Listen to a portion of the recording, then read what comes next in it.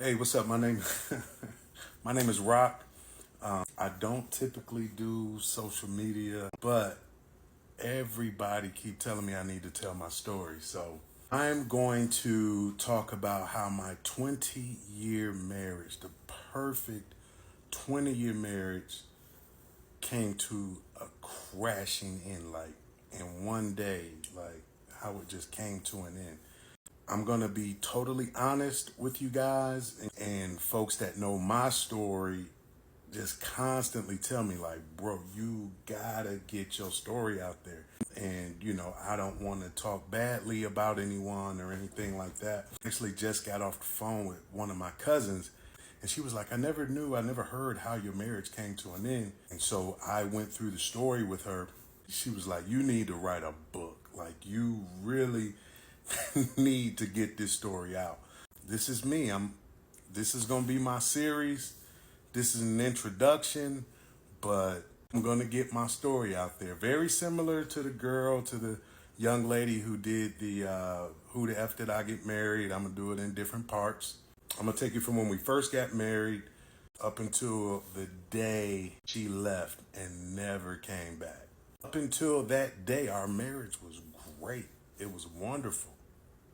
But on that day, she was gone. And it's crazy. But I'm going to tell you guys everything.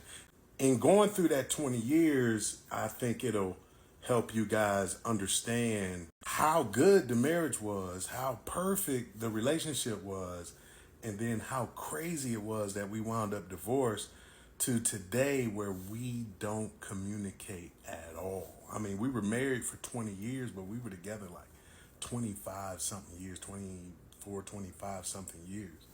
There's some mental health issues that are involved, and the times when, she was admitted to mental health facilities on multiple occasions, from places that we've lived, from California to Detroit to Tennessee to Texas, the TV show that we were a part of that really blew up a lot of things. And the crazy part is we actually used to be marriage counselors as well. We actually had a marriage program where we would travel and go and speak. We counseled other couples. Folks looked up to us. We mentored other couples. And then who would have thought we would wind up divorced where like she will not talk to me at all. I actually got custody of the children, which is crazy. And she pays me, or supposed to pay me, child support. So part one will be coming up very soon. I know the girl who the F that I married did it in like 50 parts. It was only over a couple of years. Mine is over 20 years, but I'm just going to try to get the meat and potatoes of everything so you can have a good understanding of how we got to where we are today and why it's so mind-boggling to everyone that knows us. How we even got here is crazy. And I will say this also in introducing this. My now ex-wife, we're officially divorced. I got nothing but love for her. Like, I really loved that woman for the 25 years that we were together. I really loved her. And I still have love for her today. And listen, and I'm going to bring y'all, I'm going to take the story and I'm going to bring y'all all the way up to current day, all the stuff that I'm dealing with. But I still have love for that woman, and she does everything in her power to make my life a living hell. I mentioned that about me having love for her because I'm just going to be honest. This is not me trying to ash her name or make her look like a bad person or make me look like a bad person or make me look like a victim or her look like a victim. That's why I mentioned I still have love for her. This is just me getting a story out there. And obviously, people are going to do whatever they want to do with it. But this is just me getting a story out there. Appreciate you guys dialing in. If anybody dials in, maybe nobody might even dial in. Who knows? It's just an intro, but I'll see you on part one. Thanks. All right, here we go. Part one, how my seemingly perfect marriage abruptly came to an end. I met my ex-wife June 5th, 1997 at about 3 o'clock in the afternoon. I was working at the Men's Warehouse. My father was working at the same store that I was working in. We worked there together. So when I got to work, she showed up with her father. Her father was looking to buy a suit, I think for a graduation or something like that. We, working the sale, doing what we do. And, but I'm looking at her like, man, she kind of nice, so we kind of flirting back and forth. Or at least I'm flirting, you know what I mean? But I think she picking up the vibe, I'm showing her, what you think about this towel? What you think about this suit? While the dad over there with my father, which is crazy, looking for, whatever suit he wants. Dad winds up buying the suit, and then they leave. So when she's leaving, she's in the car in the back seat with her father. And for whatever reason, I think me and a couple of the other guys were standing outside. So when she was driving off, she waved at me like goodbye. And then I'm like, yo, I came back in like, yo, that chick want me, bro. Like she digging me, doc. Right? And they like, man, that girl ain't thinking about you. But then I realized all the flirting and all of that, and she waving at me when she leaving, I never got her name or her number. So I'm like, yo, I forgot to get the info. But the cool thing is, whenever you buy a suit, get alterations done. And you have to write your information down on an alteration ticket. So then I realized the number is on the alteration ticket. So I'm like, yo, this is crazy. I actually called the house. I dialed the number, and back in those days, I'm showing my age a little bit, but back in those days, folks had house phone with, an answering machine. So I called the house, and guess who voice popped up on the answering machine? Hers. Oh, you've reached blah, blah, blah, leave a message. So then I left a message the suit will be ready a little earlier than expected. And, I gave the information on when the suit was going to be ready. That day when I met her, I even remember what she had on. She had brown braids, the little braids coming down. She had these brown silky pants on and a brown top. Man, she was ready. And she was 19 years old, young. I think I was 21 at the time. She was 19. So then I called, left a message, and then that was that. So you never know how fate will work. And there's a couple areas in this story where just fate takes over, if you understand what I'm saying. It turned out that she came back to pick up the suit. She walks in the door, and immediately I recognize who she is. And I'm like, yo, you came back. That was the exact words that I used. I was like, yo, you came back. Yo, we need to go out. And in Detroit, during that time, I think it was it's the Detroit Grand Prix was, I think, that weekend or something. Something was going on that weekend. And I was like, yo, we need to get together. Let's go downtown, hang out.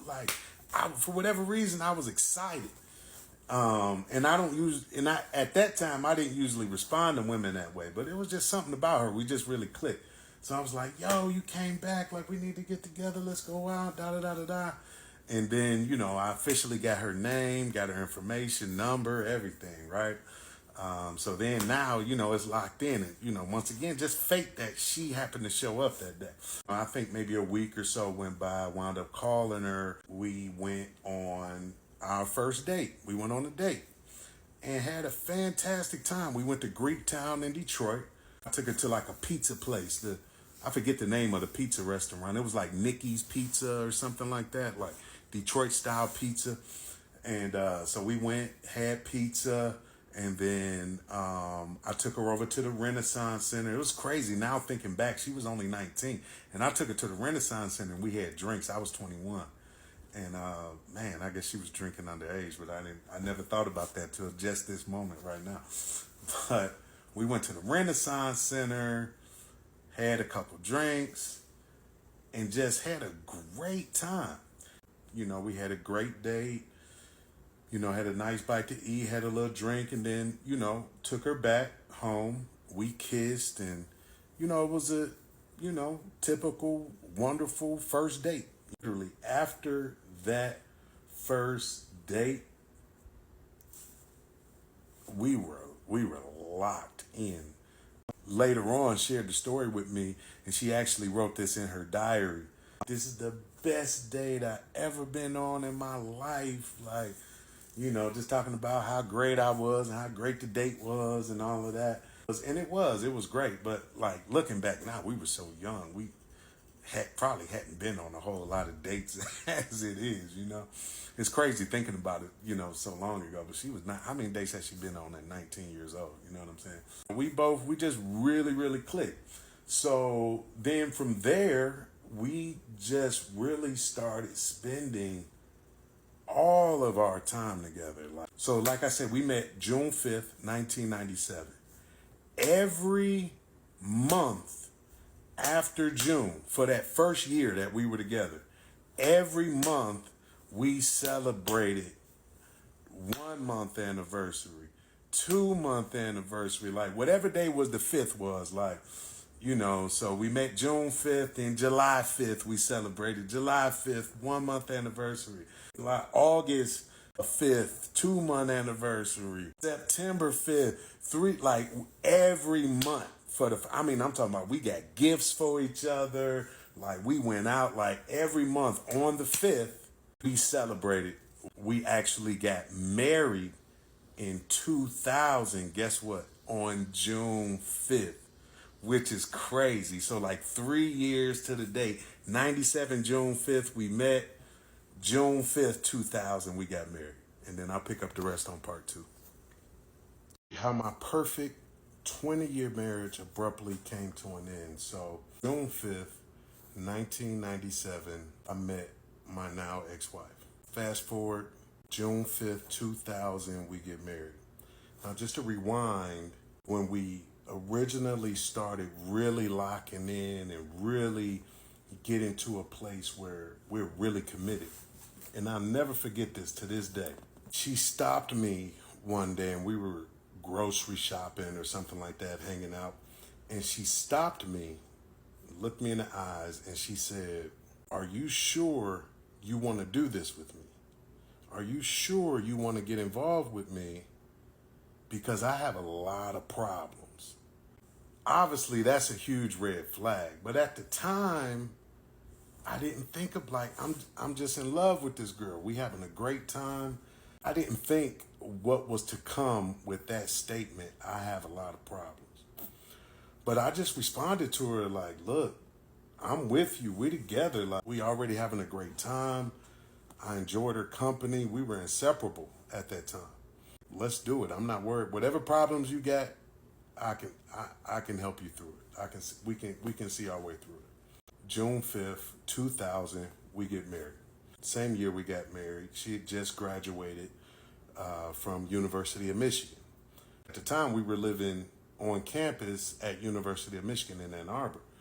In the couple of years that we were together, we took a couple trips together, and both of us always just loved to travel. So we're like, hey, what are we going to do? Where do we want to go? We were looking at different programs that like Peace Corps, AmeriCorps. We were thinking about going somewhere overseas.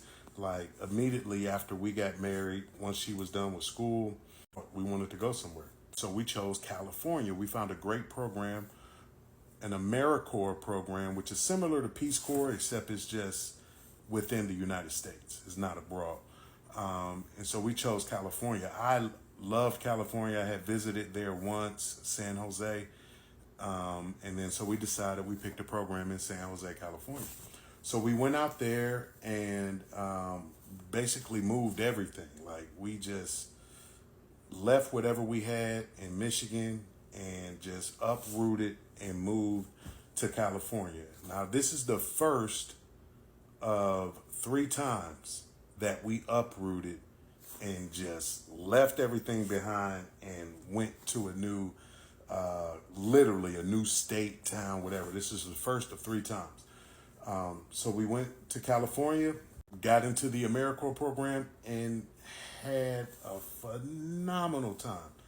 Probably one of the best times of my life for sure. I would think she would say the same. But God, man, we had such a great time in California.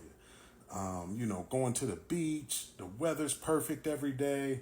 We were both obviously involved in our program, helping, underprivileged families. It was phenomenal. We had a great time, a lot of friends, and we had a fantastic time in California. So while we're living there, her sister, and she has two other sisters, one of her sisters had moved and met a great gentleman that is in the gospel music industry and moved to Nashville, Tennessee. Well, just outside of Nashville, a little town called Murfreesboro. Sister's all excited. She is like, just loves being around her family. So now that she's got this great husband, she's moved to Tennessee. She's trying to get the rest of her family to come. So they invited us to come visit. We go to Tennessee, take a break from our program in California. We fly to Tennessee. Had a phenomenal time with them in Tennessee, and they were just starting a church. They doing some great things in Tennessee, you know. And I'm thinking, like, I think it'd be great for us to make a move there. And looking back, you know, there are times and decisions that we've made. And this is the interesting thing about dealing with a particular type of individual that is not somewhat, but that is manipulative. They will make you think every move that you make was your idea. But looking back on it, I feel like some of it she planted in my head, but made it look like it was my idea. So she didn't have to feel like she had any fault in it if anything went wrong. But anyway, we had a conversation. We decided, man, we love what they're doing in Tennessee. You know, it'd be great to be around family. Now, if you ask her, she'll say, oh, I never wanted to be around my family.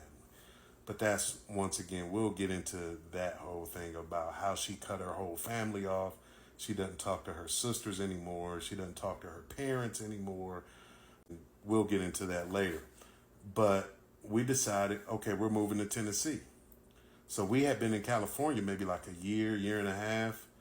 And then we uprooted again, left everything behind that we had in California, and now we're hot-tailing it to Tennessee to go be a part of the church that they're building and everything that they're doing there. We show up we drove from California to Tennessee. We show up. First place we went to was the church. We actually, if I can remember correctly, I believe we got there on a Sunday. Showed up at the church, joined the church that day, and that was the first time I had ever been a part of a church in my life, because I was actually raised in the Nation of Islam. My whole family is Muslim. So this was my first time being a part of a church, but I'm thinking, this is my wife, this is my family. Let's lock in and make it happen.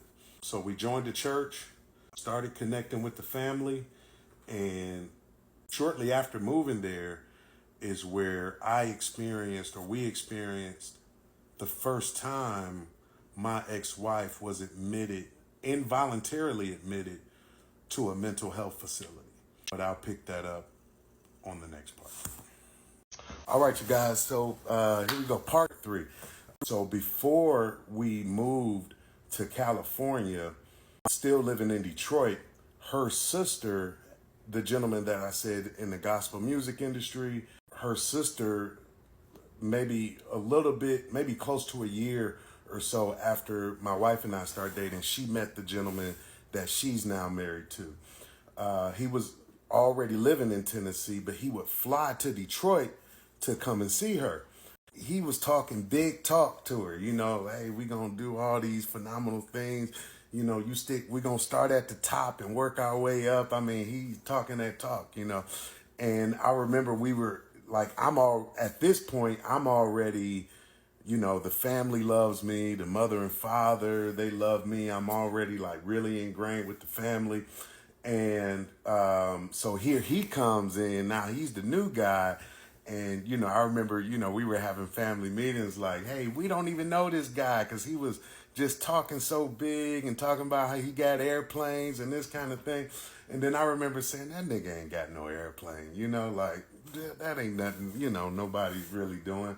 It turned out the nigga did have an airplane, right? When we first visited, it was totally our vibe, you know, it was very positive. I mentioned they were talking about starting a church. And then we actually flew in their plane from Tennessee, and they were going to minister at a church in Detroit and just had a really, really, really great time. We just were really excited. Like, hey, let's make a move to Tennessee. Let's go. Like I said, we uprooted. We drove across country. Now we're in Tennessee. Once we arrived in Tennessee is really where I feel our life as a couple really began. You know, we were trying to figure out where we wanted to live, what we wanted to do. Like I said, we joined the church as soon as we arrived. Really excited about that. So we actually moved in with her mother and father. And just a little bit about her mother and father. Mother and father are still together. I still have a great relationship with her mother and father. And they were one of the first couples that I had ever seen that were actually still together. During our dating years, their mother, you know, would fix him dinner and really cater to her husband. It was just a really great family atmosphere. And it made me feel that, you know, their daughter, who I was dating, she's got a great family.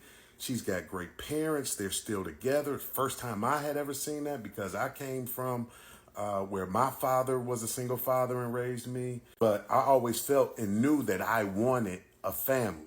So seeing that in her, you know, how great her family was, you know, really made me feel that this is the right decision. Like, this is the girl that I want to be with. So we went and stayed with her mother and father. They were great about it. Everything was cool. Shortly after we moved in, there were some things that started to happen. And this is the part where I'm a little like, man, do I really want to tell this part? Because, like, I don't want to put other people's business out there, but I don't think they would mind. Look, you just do what you got to do. We'll just get into it. I mean, I can delete the video if somebody feels a certain way about it. So we're living with their mother and father, and at the same time, she has her other sister moves in. So as I mentioned, she has two sisters. The sister who married the gentleman in the gospel music industry, really phenomenal, phenomenal artist. Like, her other sister had recently got divorced. She wound up moving to Tennessee as well from Detroit, and she moved in with the mother and father as well. So we're all in the house together. So now I'm leading up to the first huge event where my ex-wife was first admitted to a mental health facility. So what I've learned over the years is she goes into what I call or what I've titled, just based on research, trying to figure out what is going on with this girl. She goes into what I call manic episodes. And it's usually built up from really stressful events that happen. This particular event that I'm about to tell you about was one of those really stressful events that came about. And it was my first time seeing her in a manic state, to the point that I had to call 911. We had to get paramedics out. Eventually, she was involuntarily admitted to a mental health facility. But I'll get into that part of the story on the next part. Okay, part 4. All right, now we're about to get into the first time my ex-wife was involuntarily admitted to a mental health facility. So as I mentioned, we're living with her parents. We, just freshly in Murfreesboro, Tennessee. We're part of the church. Things are going great. Her sister is living there with us as well. Her parents, in the house that they were in, I believe it had got to a point to where the lease was coming to an end. They were trying to renew the lease. Something with the landlord, just something, whatever it was, didn't work out. And as I mentioned, my ex, whenever she would go into these mental or manic states, it was always around some sort of stress. There's some issues going on with the landlord. turning out that we're going to have to move out of the house pretty quickly. You know, everybody's trying to figure out, you know, my wife and I are trying to figure out where we're going to go. You know, their parents are figuring out what they want to do. Sister's doing the same. So with all of this going on, her behavior just became really weird. To rewind a little bit, I was always trying to pull her off the ledge over like during our dating years and the first, you know, couple of years that we were married, like just socially, just personally, and I just kept this in my own head. She was a little weird socially, you know, but I didn't make a big deal of it. But what I would do is I would just try to pull her back. Like, you know, she was just really over the top with really trying to impress people, a people pleaser. You know, I remember I used to tell her, like, you don't have to do all that. Like, relax, like, just chill. Like, people not looking for you to, you know, she was always trying to, well, I can help you with this and I can clean, but you could tell it was just a little too much. It was a little weird. But in this moment, and like I said, this is my first time experiencing her having being in a manic state, or what I call a manic state. I mean, I'm no therapist. Actually, she's a therapist, which is crazy. And we'll get into that later. I always knew she was just a little weird socially, but this was just escalated into something totally different.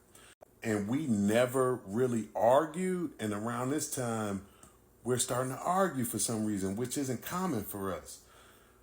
And, you know, the parents are starting to notice she's acting really weird as well. And I want to give examples of what I mean by she was acting weird, but I can't think of any specific examples, but we just all noticed something was really off. I guess this will provide a good example. What we noticed, because we got to a certain point where we started to try and talk to her, like, hey, what's going on? Like, is everything okay? Like, you've been, you know, acting a little strange lately. Like, is everything cool? You know? And, oh, yeah, I'm totally fine. Everything's fine. I'm good. you know, this, that, and the other. And so we're like, okay, but everybody's starting to notice in the house something is a little off. This buildup was maybe over the course of several days, maybe a week. It got to a point where somehow we were all sitting in a room. Her parents were there. I was there. I can't remember if her sister was there or not. But she had all these documents printed out of like stuff that I had been searching online, and supposedly I was involved with all these other women. And she even made the claim that supposedly I was having sex and cheating on her with her sister who lived there at the time. None of the stuff she was saying was remotely true, valid, anything. It was just like she was just creating all these things in her mind. Like, even at one point she was talking about, like, supposedly I'm interested in bestiality and people having sex with animals. Like, it was bizarre. So I remember on this one day we were sitting in her parents' room and I'm crying at this point. I'm like, what is going on with this woman? Like, it got to the point, like, it was scary. Her behavior and all these crazy things she's saying was so bizarre. So I remember looking in her eyes and I was like, Janice, are you in there? Oh, I said the name. Dang, okay. I said ex-wife. I don't know. I'm trying to keep the names out. But I'm like, are you in there? I'm like, I know you're in there. Come out. Like, I'm yelling at the top of her lung. And like, she reared back and was just like, I don't know. It was weird. And then I remember, like, we went into the bathroom after that. And she was talking about, like, look behind you. I see angels behind you. And like, she was seeing things that weren't there. It was just crazy. On that particular night, like I say, I'm yelling at her. She's seeing angels and just talking about all this crazy stuff, to where her parents were like, we need to escalate this. Like, I think we need to get her to a doctor. Like, she really needs help at this point. And I'm like, me, her sister, I'm like, we all agree, like, we really need to get her some help. So we called, I can't remember if we called 911, because there were a couple cases over the years where I had to call 911 to come and get her, like, call the paramedics out. But I can't remember on this first instance if we called 911 and had the paramedics come out, or if we took her to the doctor. One or the other happened. Either we went to the emergency room or we called the paramedics. I can't remember exactly what happened. But whenever we started talking to the doctors, we're at the emergency room, we're at the hospital. Like I said, I can't remember if that was by ambulance or if we drove there. But once we get there, her parents are there, I'm there, she's there, and we're like, something's going on with her. We don't know what it is, but she really needs help. And she started telling the doctors, I'm not the one that needs help. He's the one that needs help. Like, he's crazy. He's out of my mind, and this, that, and the other. And then, the doctors were saying, well, we need to evaluate you to find out what's going on. And she was like, I'm not the one that needs to be evaluated. He's the one talking about me. I'm not the one that needs to be evaluated. He's the one that needs to be evaluated. And there was this whole back and forth. Well, I'm not going to let you guys talk to me unless y'all talk to him, because he needs to be evaluated. He's crazy. He's this, that, and the other. And so we're all looking around like, yo, like, at this point, like, I love this woman so much. I'm willing to do anything to help her get help. So it was like, look, if you want me to be evaluated, and that was kind of the agreement, like, if you want me to be evaluated, I'll let them, whatever this evaluation is, talk to me as long as you talk to them, right? So she agreed to that. That was the only way we were able to get her to actually go and talk to an actual doctor. So now we're both getting evaluated at this point. And I'll tell you what happens on the next part. All right, here we go. Part 5, how my perfect marriage abruptly came to an end. My 20-year marriage abruptly came to an end. So where did we leave off? We're at the hospital, right? So before we get into what transpired at the hospital, I want to rewind a little bit and give a little bit of context that's going to tie in later on into the story. So obviously, as I mentioned, this is my first time experiencing my now ex-wife going through what I've called a manic episode, or going through in a manic state. I learned over the years is whenever she would get into this, have these manic episodes, she would also get hypersexual. Like, the sex would just be through the roof, completely uninhibited. And we were already like very compatible intimately. But whenever she would get into these manic states, man, it was just on another level, if you understand where I'm coming from. And so now I will admit this was very selfish on my part, but in navigating life with her over the years of dealing with the manic episodes, the hypersexuality I always felt was my treat for dealing with that. Like, at least I could get, some crazy sex out of this, which is very selfish on my part. I admit that, but I mean, it is what it is. So in the midst of everything that happened that I mentioned that led us to now being in the emergency room, the sex was just like, and this was the first time I experienced the hypersexuality, and it was just crazy. So now we're at the hospital, and the only way that she would agree to be seen is if the doctor saw me. So she's yelling at the doctors, there's nothing, he's crazy. There's something wrong with him. There's nothing wrong with me. He's the one that needs to be seen and evaluated. He's out of his mind, this, that, and the other, right? So I'm there, her parents are there. And at this point, we're like, whatever we have to do to get her to care or get whatever it is that she needs, we're willing to do it. So I agree, like, no problem. Like, I'll be evaluated just as long as you guys get her the care that she needs. So the doctors take her to a room. They take me to a different room. And I'm explaining to the doctors, look, the only reason that I agreed to do this is because, like, her behavior has been extremely bizarre. And we're trying to figure out what's going on with her.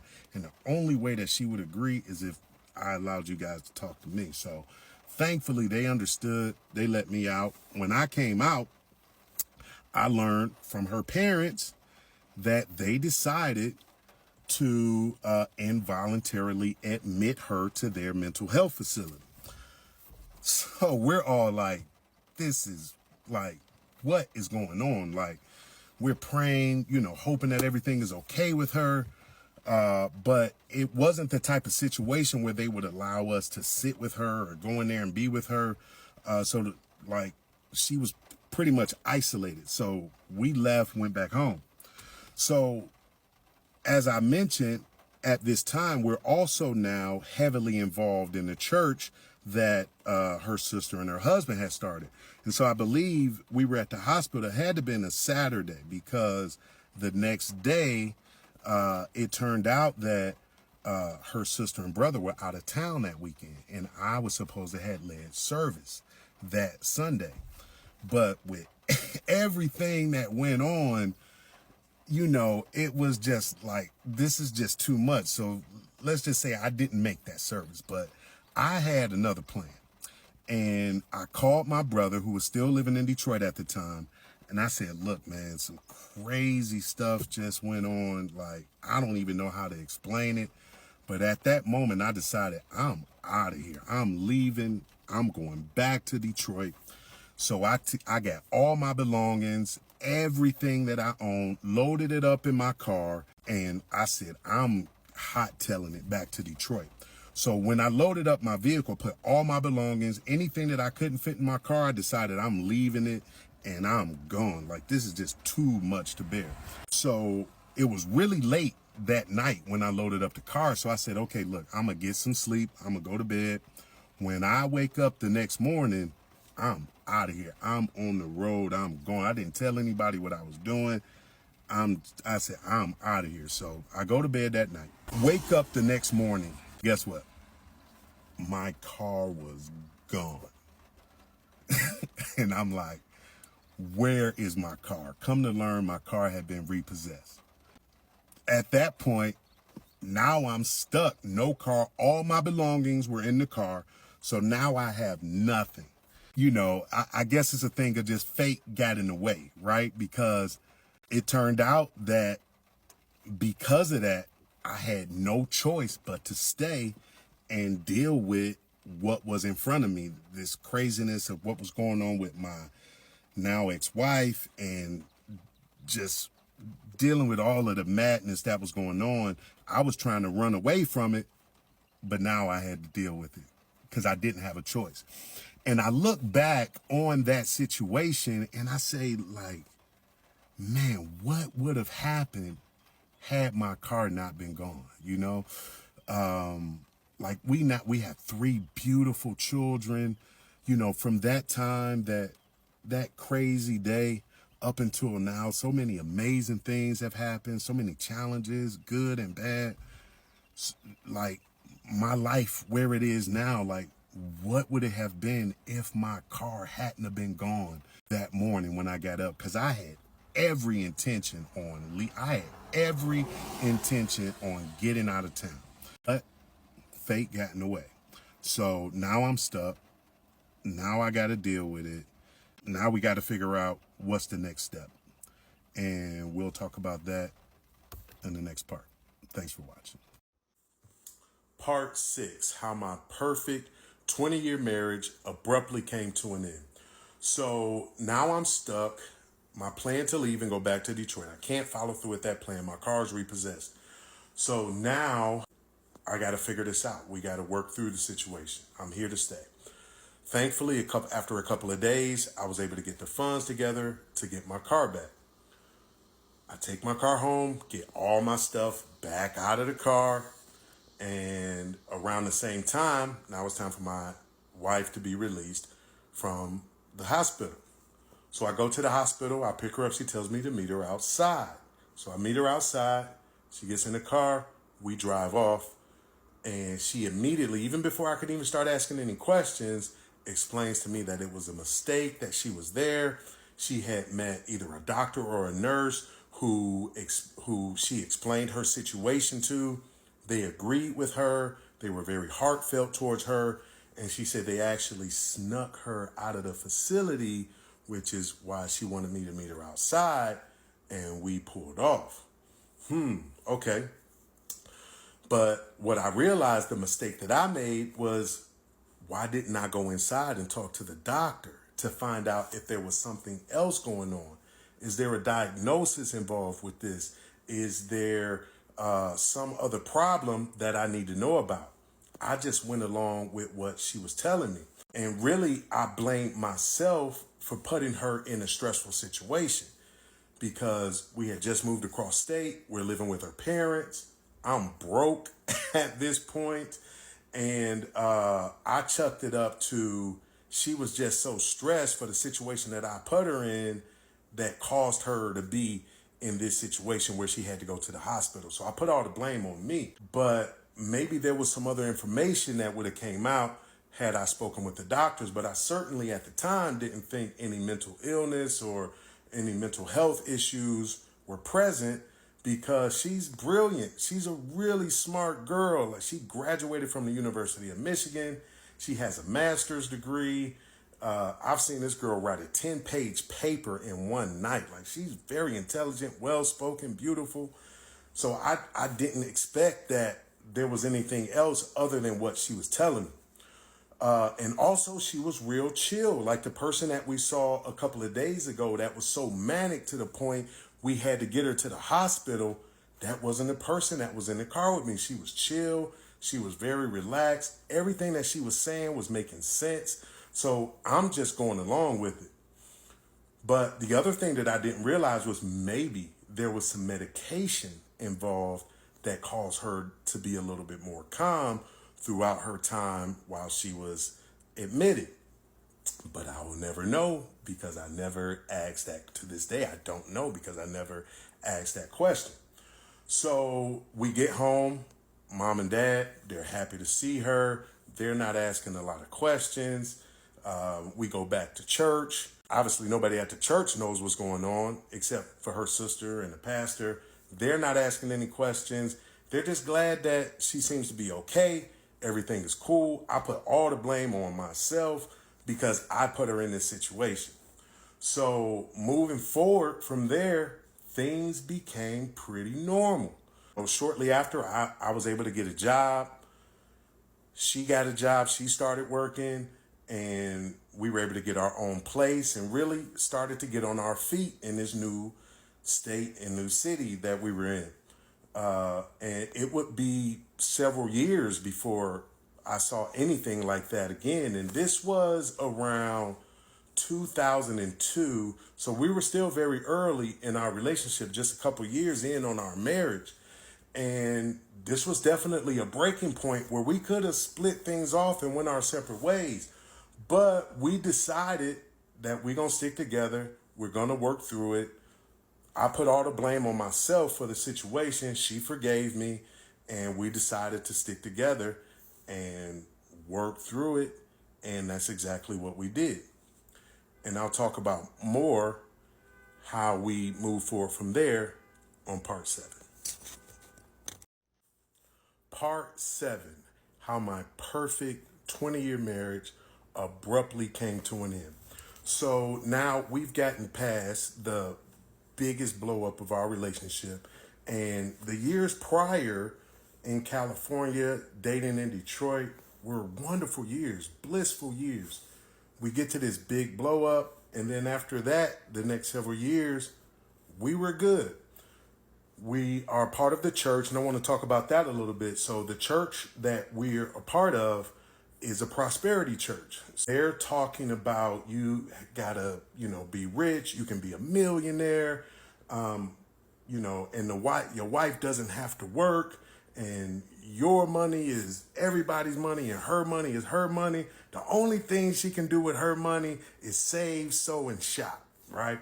So it's all about getting to the bag with this church, with the people that we're around. but I'm broke. I mean, I'm broke. I'm broke as a joke. And her sister and husband, as I mentioned, he was the one talking big back in the day. And he was big. Airplanes, big house, mansions, everything. And, I'm just getting started out here. I'm broke. So I started grinding like, man, I got to get to the bag. I got to get to this money. So at that time, I was working real estate. And believe me, I really hustled to try to get to it. I'm working real estate. I'm doing, at the time, I owned a car wash and overnight shift at Walmart. It was crazy. I was working so much that on one particular night, I was so tired because I was only sleeping like 2 or 3 hours a night. And on one particular night, I actually drove my car into a ditch, like fell asleep at the wheel. Like I'm really trying to grind to get to this money. Well, I felt really, really indifferent because her sister and her husband are rich. Then she meets the other sister that I told you was living with the parents. She meets a great young guy. He's really intelligent, really bright, sharp individual. They met and got married, had a baby, and they weren't quite balling at the time. But man, in a short span of time, boo, they took off and they making crazy money. Now they millionaires. Now both sisters millionaires. And then here I am stuck in the middle. I'm still broke. And I'm like, yo, like I labeled myself the broke brother-in-law. Like, why is my thing not hitting, But the great thing about my wife at the time, she was tremendously supportive of me in my process. And she always reassured me like, look, I'm not materialistic. It's not about the money. I love you. I'm with you. We can figure this out together. Because I used to say, well, man, like, I don't know why I'm not making it, why I'm not successful. And she just supported me. She had my back the whole time. She never made any sort of gesture that I wasn't enough. But really, I did it to myself. I made myself not enough because I'm like, yo, I can't have the brothers is rich. I got to get out here and get rich. But I just couldn't figure it out. I'm a realtor. I'm working all night. My car wash. And it never came together. So fast forward a few years, the church starts to get involved with a network marketing company. So this network marketing company comes in and they're like, look, everyone needs to get involved. And we had heard about all these other folks that were making big money, this, that, or the other. And so I'm like, maybe this could be it. So me and my wife, we got involved with that program, got involved with the network marketing company. Man, and that thing took off. And next thing you know, now the money's starting to come in. So the money's rolling in. Things at the church are going well. I had lost some credibility when I missed that first service from that big event, but now it's years later. We're leaders at the church. We're making money. We got a house, a really nice house in Tennessee. And we had our first daughter during this time. And now things are just going really, really, really well. We finally in a place where we're comfortable. I feel like I'm taking care of my wife. And it was a struggle for many years because she didn't work. Like after the event that took place, as I mentioned, we finally got a place. We got a job. She got a job. I got a job. But then the more the ministry was like, hey, your wife shouldn't have to work. And, a woman's money is her money alone. And the only thing she can do with her money is, save someone's shop, all of that. So she decided that she was going to stop working. Like, we going to work this word that we're hearing from this church. And she was having some problems on the job that she was on. And she wound up quitting the job. Okay. I had mixed feelings about it because I was like, okay, we cut a big chunk of the income out of the household, But then I kind of had to man up because what I was learning was woman don't have to work. So that's where my whole grind and my whole hustle came from. Like, I just got to get it any way that I can. And I appreciated the fact, even though my wife wasn't working during those years, we were double income, no kids, as I used to say, but we cut out her income. Even though she wasn't working, she was tremendously supportive of me. But like I say, this network marketing came around. Now the money's rolling in. Now we got the house. Now we're doing extremely well. And I'll pick up the rest on part 8. Part 8, how my perfect 20-year marriage abruptly came to an end. Now, after this video, you guys are going to know who everyone is. You'll be able to see their faces with your own eyes if you choose to watch on your own TV screen. And I'll explain why in a second. And I'm still keeping the names out, but y'all going to know all the names after this video. So, as I mentioned, now we're enjoying a little bit of prosperity. Our business is going well. We've now had our second child, my son, and we're doing great. Now comes a call from Bravo. They want to do a reality TV show, particularly based around my wife's sister's husband, who I mentioned, he's got all the clout. He's in the gospel music industry. So now they want to do a reality TV show. So they're coming in, they're doing interviews, finding out what direction they want to go in with the show.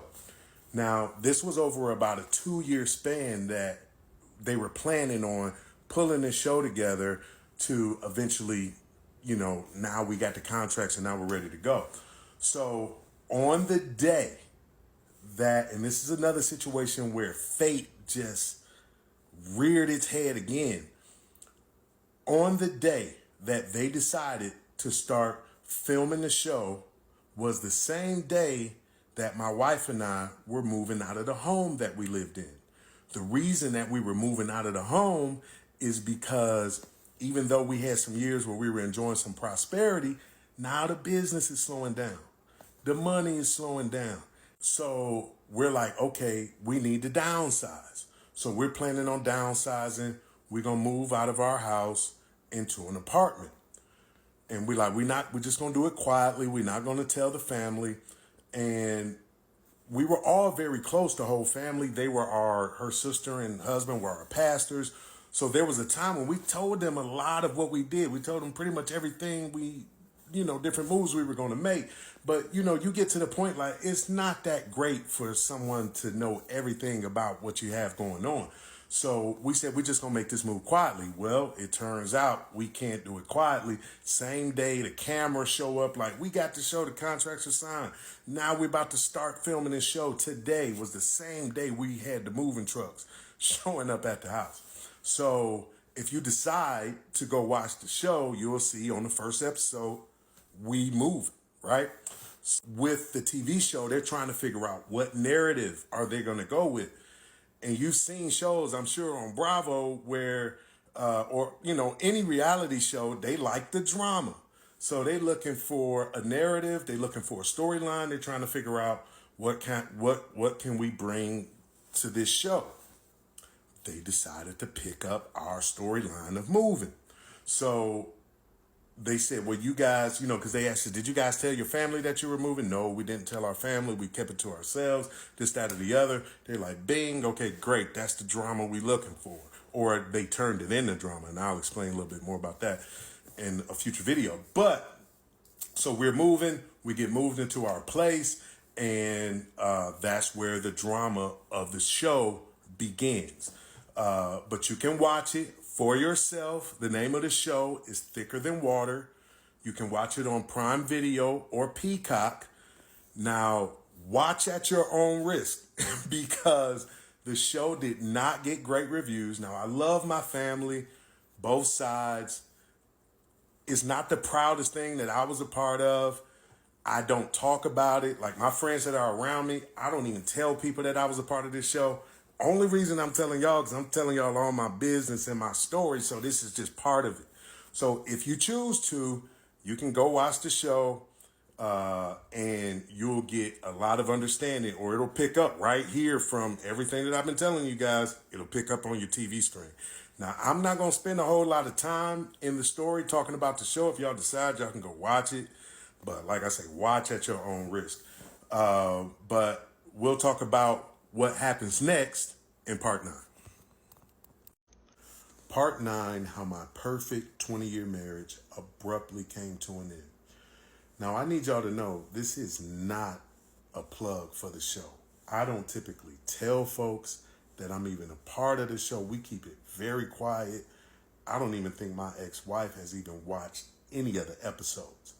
We don't really talk about it. As I mentioned, it's not one of the prouder things that I've been involved with. I love my family, love what we do, but just the show, we just don't really talk about it. And also, for anyone that's planning on going to watch the show, keep in mind that it's a reality show. It's not real life. It's a version of reality.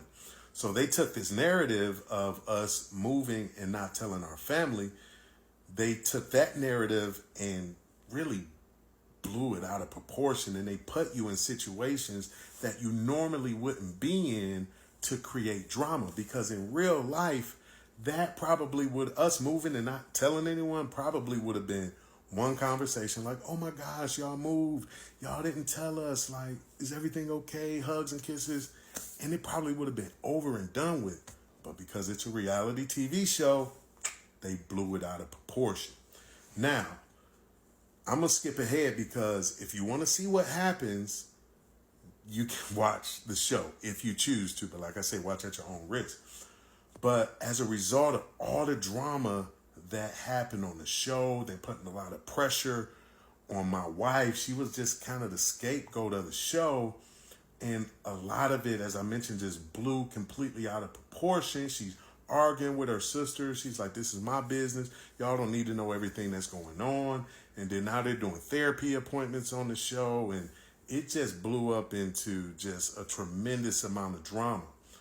So this is very taxing for my wife, completely understandably. I'm backpedaling financially. I couldn't have started the show during the years when I was prosperous. Now I'm backpedaling, but she always had my back. She was always by my side. She always let me know it wasn't about the money, not about the material. Like, I'm with you, babe. So as a result of all the drama that ensued on the TV show, we were also thinking, it's maybe time for us to leave and make a move and get out of here. We were thinking of uprooting again for the third time. Like I said, the first time was Detroit.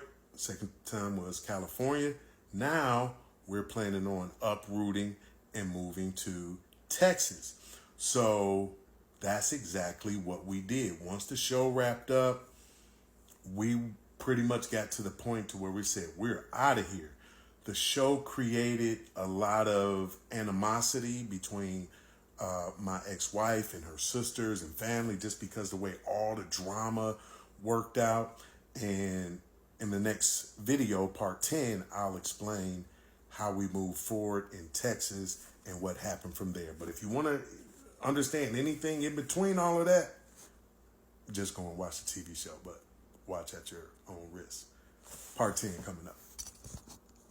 Sunday by Bravo. We are the Black Brady Bunch. Meet the Tankards, a tight-knit blended family with a passion for the finer things in life. We got a new play! I've been poor, now I'm rich. Rich is better. God wants every single one of you to be rich. Thank you, Jesus. But behind the pulpit, family feuds explode. They're the most critical, judgmental people. I don't know what else.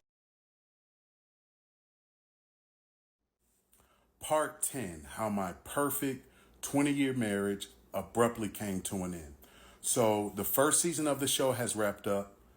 We've landed in Austin, Texas, and immediately things start to take off for us. I find work really quickly. We find a really nice place to stay. My wife at the time still wasn't working, but I told her, take as much time as you need and figure out your purpose in life, what it is that you want to do with the rest of your life. She decided she wants to go back to school, get her master's degree, and become a therapist. So during this time, she was actually still taking classes in Tennessee. So a couple times a month, I'd fly her back and forth to Tennessee. Eventually, she transferred to classes in Dallas, Texas, which was really fun for the family because we would load the kids up, spend a couple weekends a month in Dallas. I'm taking care of the kids while mom is focusing on finishing up her studies. So that was a really fun time for us. So eventually she graduates, and now she's in position where she can start contributing to the household. So things are looking really well for us. During this time, the second season of the show is coming around. Now, her sisters had been extending all kind of olive branches to make amends so they could get, their sisterhood going again. But my wife didn't want anything to do with it. I mean, they would send gifts. She'd send the gifts back. I mean, she didn't want anything to do with it. But the second season of the show is coming around, and we're thinking we're far from rich, but we're doing okay. But we're thinking if the second season of the show does really well, it could be a huge opportunity for us. So we decided, okay, we'll go ahead and do the second season. Second season is as much drama as the first season. It's a reality TV show. This is what comes with the package. So when the third season came around, by that time we were out. There's no way we're going to do another season. And the first and second season were already very taxing on my wife, because during this time I'm still dealing with the manic episodes as well. Now, by this time, I had become a master at dealing with the manic episodes. Couple trips to the hospital, and it was really the same pattern as the first time that I told you. Like, okay, babe, yep, I'm the one that's with the problem. Let's go to the hospital. Okay, yep, I'll make sure they talk to me as long as they talk to you. Let's just get through this.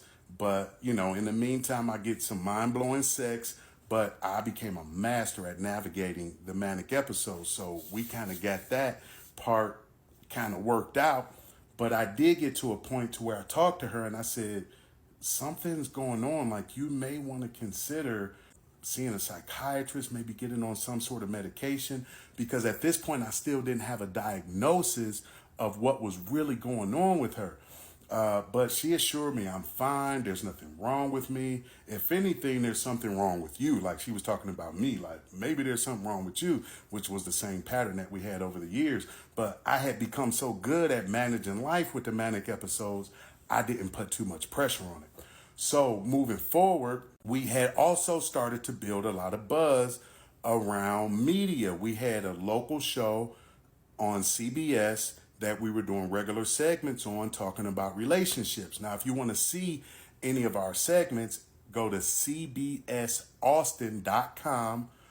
In the search, type in my last name, Rockman, and you'll be able to see some of our segments. And we had a lot of good chemistry on the show. We were also doing a radio show, so we're getting a lot of buzz. Like, things are going really, really well for us. And we were also doing a marriage ministry. We were traveling all over the country. We were doing marriage workshops all over the country. Like, things couldn't be better for us at this point in our life, until her mother got sick. That was the night everything changed. Part 11. How my perfect 20-year marriage abruptly came to an end. It's January 2020. My wife is now almost done with all her requirements for school. She's now in a position where she's about to start working and now contributing to the household. We're in the development of having our own TV show. We have 3 wonderful children. I mean, life couldn't be better at this point in our life. And then we get a call from Tennessee. Mom is sick. We don't know if she's going to make it. You guys need to get up here. We're on our way. No problem. So we load up the kids. Now we got to drive to Tennessee. Not realizing this would be the last weekend that we would spend together as a family. This would be the last weekend that we would be together as a couple. So we get to Tennessee, and immediately there's drama, because this is years after the show. And my wife is still not talking to her sisters, And as a matter of fact, she refuses to even be in the room with them when she visits her mom. So we have to wait for her sisters to leave before we go in and check on mom. After some time, over that weekend, it turns out mom is pulling through. We think she's going to be okay. There's some complications, but we think mom's going to pull through. She's going to be all right. So it was a quick trip. We had to turn right back around and get back to Texas because the kids got to get back to school. I have to get back to work. So we're on the road driving back to Texas. And I'm starting to notice what I've seen so many times before. We're going into another manic episode. Okay, no problem. I've seen this before. I know how to, I'm a master at navigating manic episodes. No problem. We can get this done. Except this one is different. This one is manic episode on level 10. It's something different about this one. But I'm saying to myself, you know what? Her mother is in a situation. We didn't know if she was going to make it. I totally understand. But I tell you what, so one of the signs that I would regularly see when I know we're going into a manic episode and I have to step into manic management mode is she, in addition to what I already told you, the crazy sex, she gets overly communicative. And so I'm noticing on this drive back, she is on her phone and she is sending text messages as long as my intro to this story. She is chopping away. She trying to light fire on that phone. And I'm looking like, whoa, my goodness. But once again, this is an uncanny situation. We don't know, mom is in a bad place. So I'm like doing the normal thing that I do. Buckle down. I got to make sure the kids are taken care of, make sure everyone's good, and we'll get through this. And then later on tonight, I might get some of that wild, So we get back home. It's a Sunday night. Kids got to go to school in the morning. I have to go to work. Put everybody to bed. It's a normal night. I get up the next morning, my normal routine, get the kids ready for school, go to work. It's a normal day. She's at home. She's resting. I know it's been a long weekend for her. So I go to work. Normal day at work. And at this time, I was working Uber as well. So I would work my regular 9 to 5. And then from like 5 until midnight, I would drive Uber just to make some additional income. So I'm grinding. So I do my normal thing. I get off my regular 9 to 5. Then I click my Uber on. All right, now it's time to go to work. Then I start getting calls from the kids. Kids blowing my phone up, texting me, calling me. I'm like, kids, what's going on? Dad, we hungry. Where's mom at? We don't know where mom is. I'm hungry. I want something to eat. Dad, can you please come home? And I'm like, okay, let me call your mother real quick. I call Janice, where are you? I'm calling her. I can't get a hold of her. I have no idea where she is. I'm calling. She's not picking up the phone. She's not picking up text messages. And I'm like, what is going on? Some time goes by and I'm like, okay, I got to go home and take care of the kids and make sure they're good. So I reroute. I'm on my way home. Great. Now I get a call from my wife. Ring, ring. Oh, hey, babe. Yeah, everything is good. I got the kids. Yeah, babe, where you been at? The kids been calling me. They saying they hungry. They say they can't find you. What's going on? Like, is everything okay? Yeah, I'm good, baby. Sorry. I'll make sure the kids get something to eat. Everybody's good. Okay, great. No problem. Fantastic. So I go back to doing my regular grind. Now I'm driving. I'm thinking everything at home is taken care of. Well, I decide to end a little early tonight. So it's around 11 o'clock. I drive home like I normally do. I get home and I pull up. Nobody's home. Kids not home. Wife not home. Car's gone. Where is everybody? Where's my family? It's 11 o'clock at night. It's a school night. The kids got to go to school in the morning. Where is everybody? Okay. So I'm scrambling. I'm looking around like, where's my wife? I'm calling her. She's not picking up the phone again. What's going on? So she was sick over that weekend. Like she had a cold and her throat was hurting really bad. So I'm thinking maybe she went to the hospital.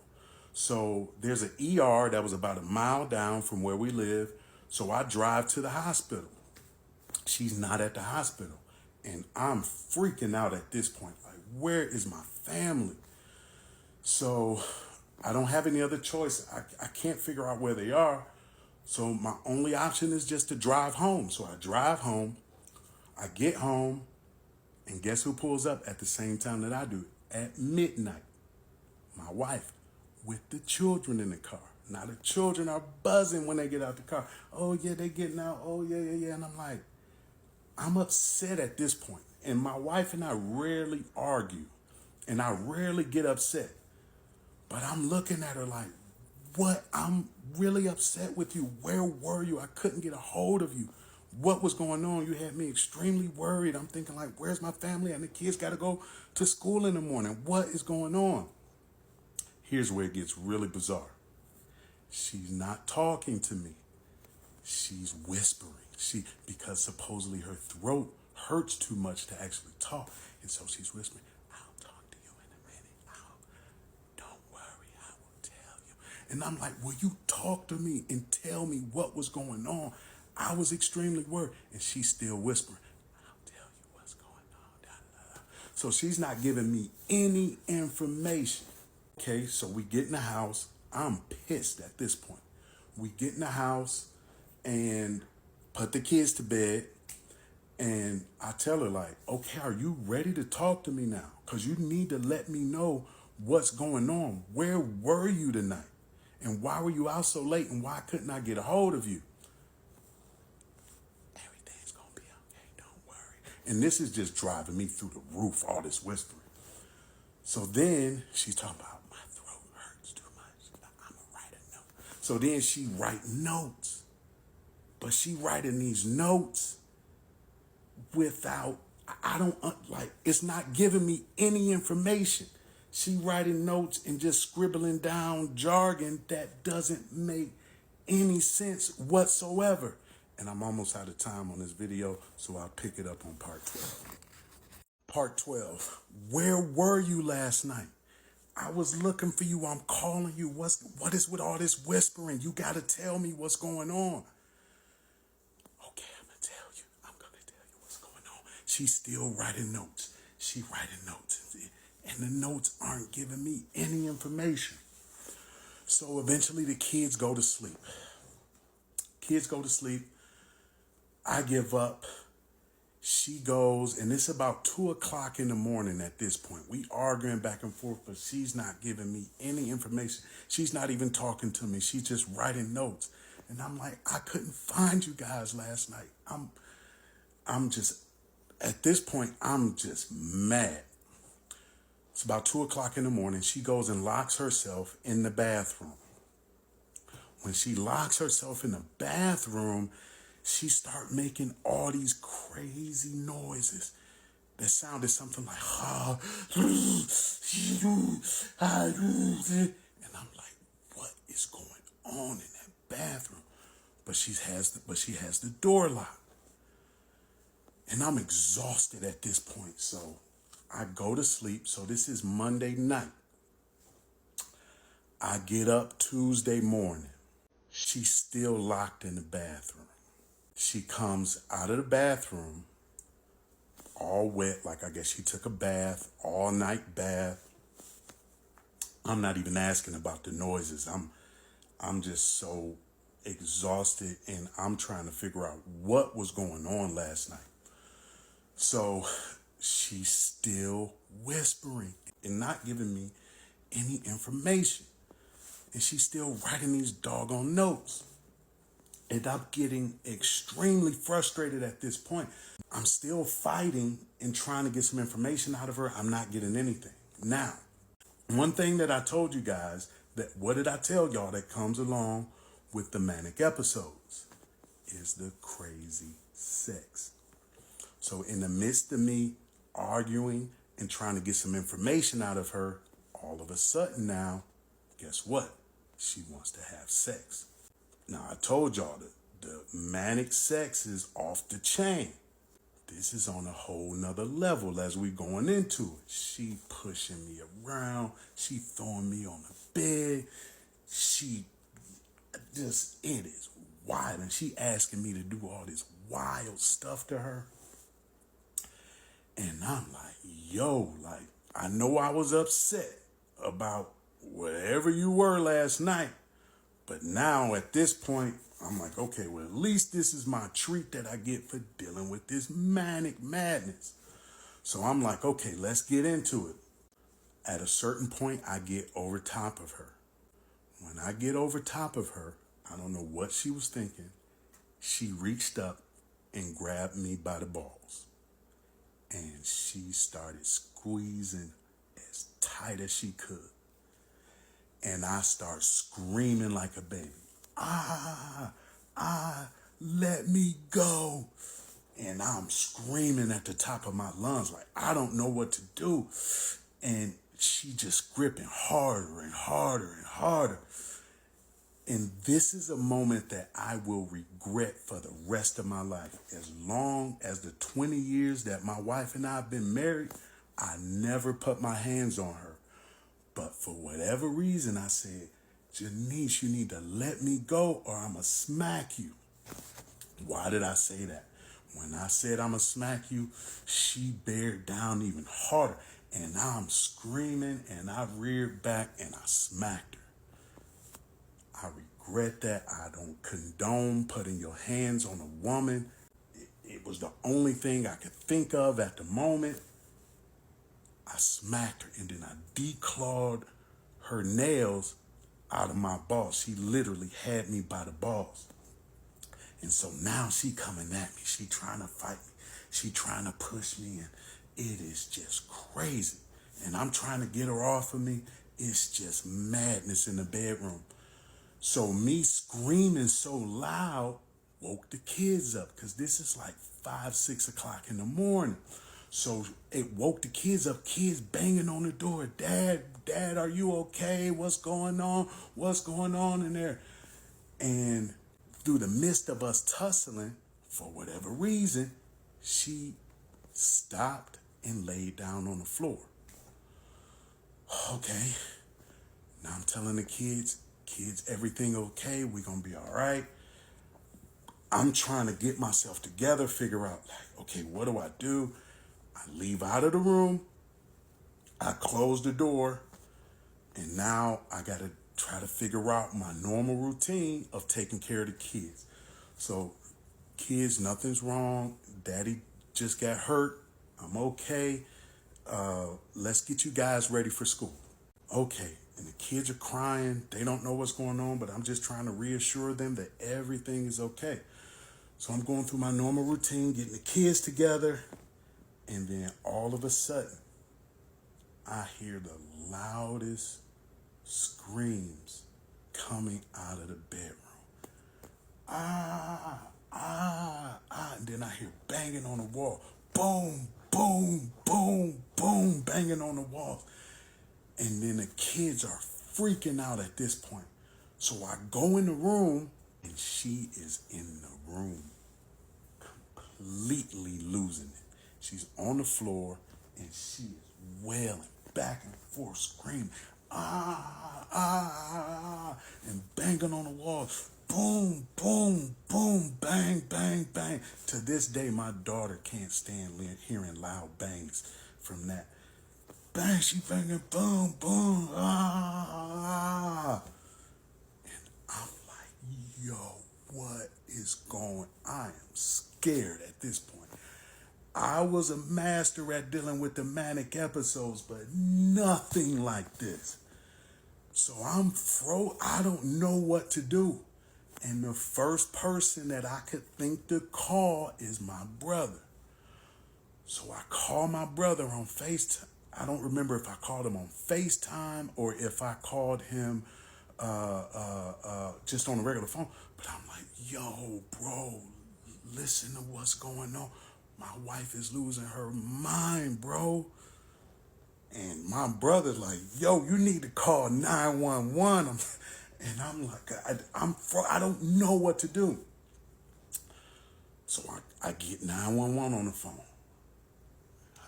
They answer, okay, hi, my name is Rock. I'm here with my wife. She has a history of mental health issues, and she's in a position where she's unstable, and I need you guys to send someone out here. Okay, sir, is everything okay? Is this a domestic situation? No, everything's fine. She has a history of doing this. She's done this before. Okay, sir, you need to stay on the phone with us, and we'll get the paramedics sent out there. Okay, great. Fantastic. Okay, let's just stay on the phone. Just monitor her. Is she doing okay? Yeah, she's doing fine. This, that, and the other. So while I'm on the phone with the paramedics, she burst out of the room and she is coming at me with everything she got. She's swinging. She has some like little metal, I can't think of what it was, but she's swinging it at me. She grabbed a broom and she's swinging the broom at me, trying to hit me with the broom. And then the kids are around seeing all of this.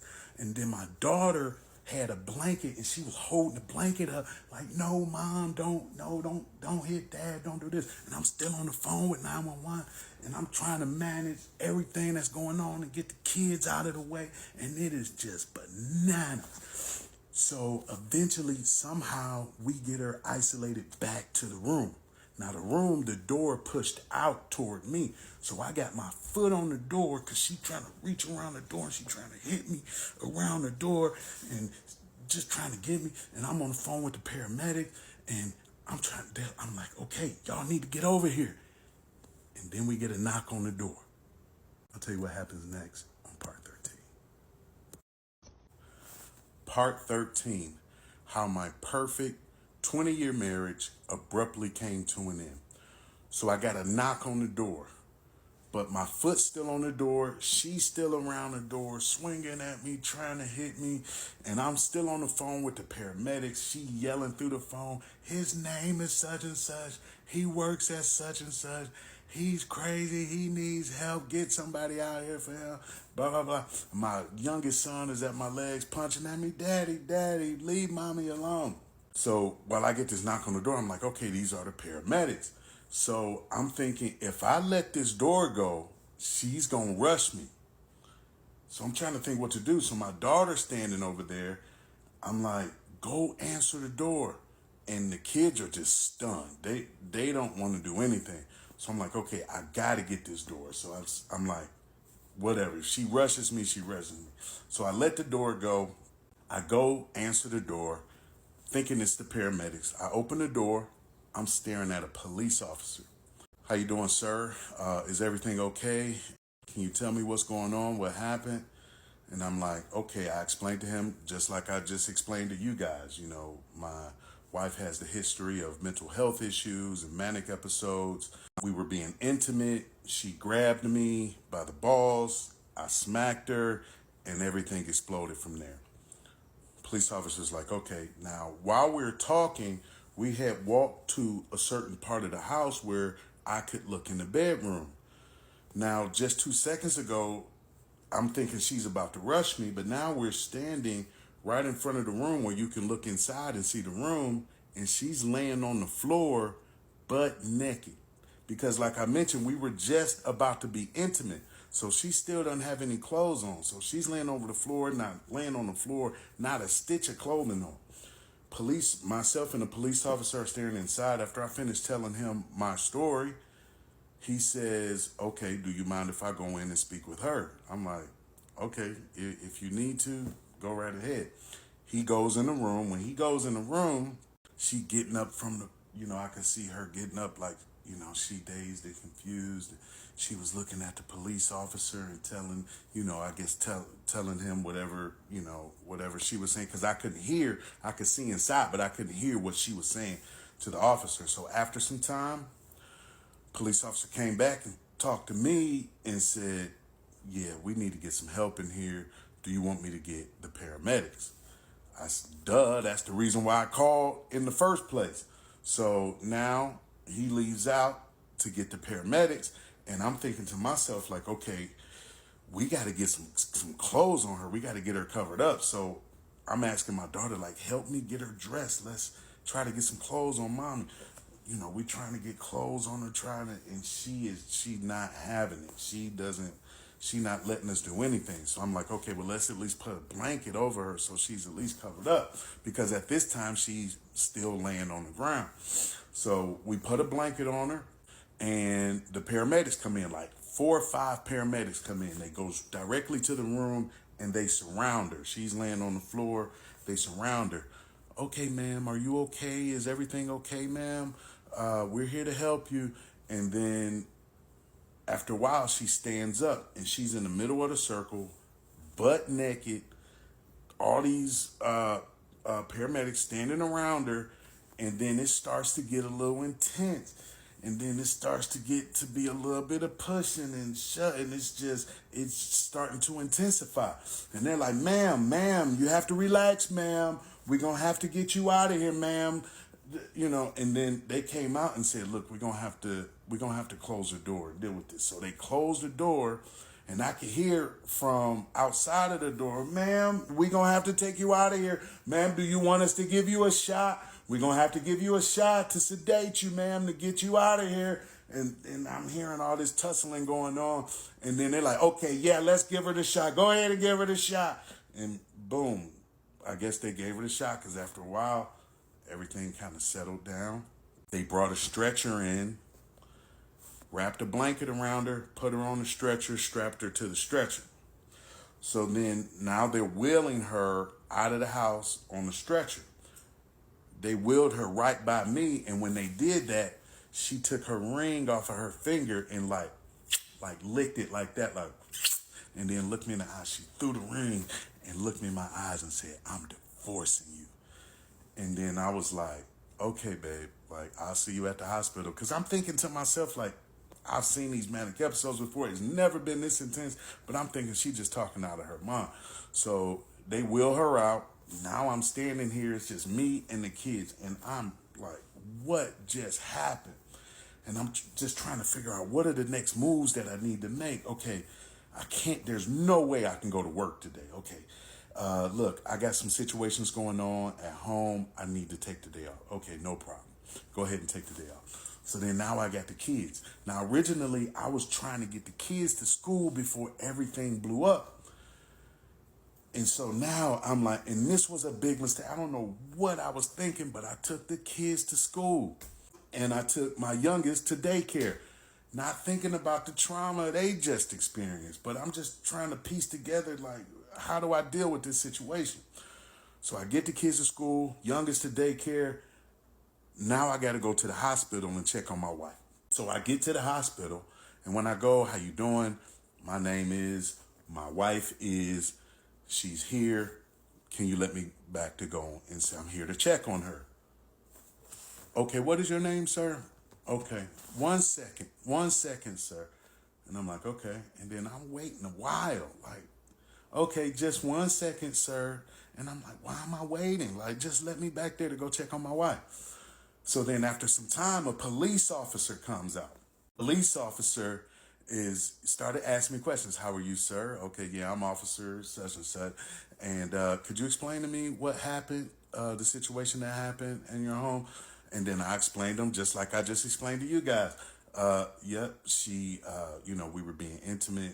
She has a history of manic episodes and mental health issues. She grabbed me by the balls. I was in pain. I smacked her. I regret doing that. And everything blew up from there. Okay. Well, she said you raped her, sir. And did you forcibly put your thumb in her whatchamacallit? Wait, she said I did what? She said I raped her. Yes, sir. And did you forcibly put your thumb in her whatchamacallit? Well, yeah, I did, but she asked me to do it. And he's just going on and on about supposedly I raped her and did all these crazy things to her. And he's like, so you're going to have to wait. She doesn't want to see you. She is not going to let you back into the room to see her. And we have a detective on the way.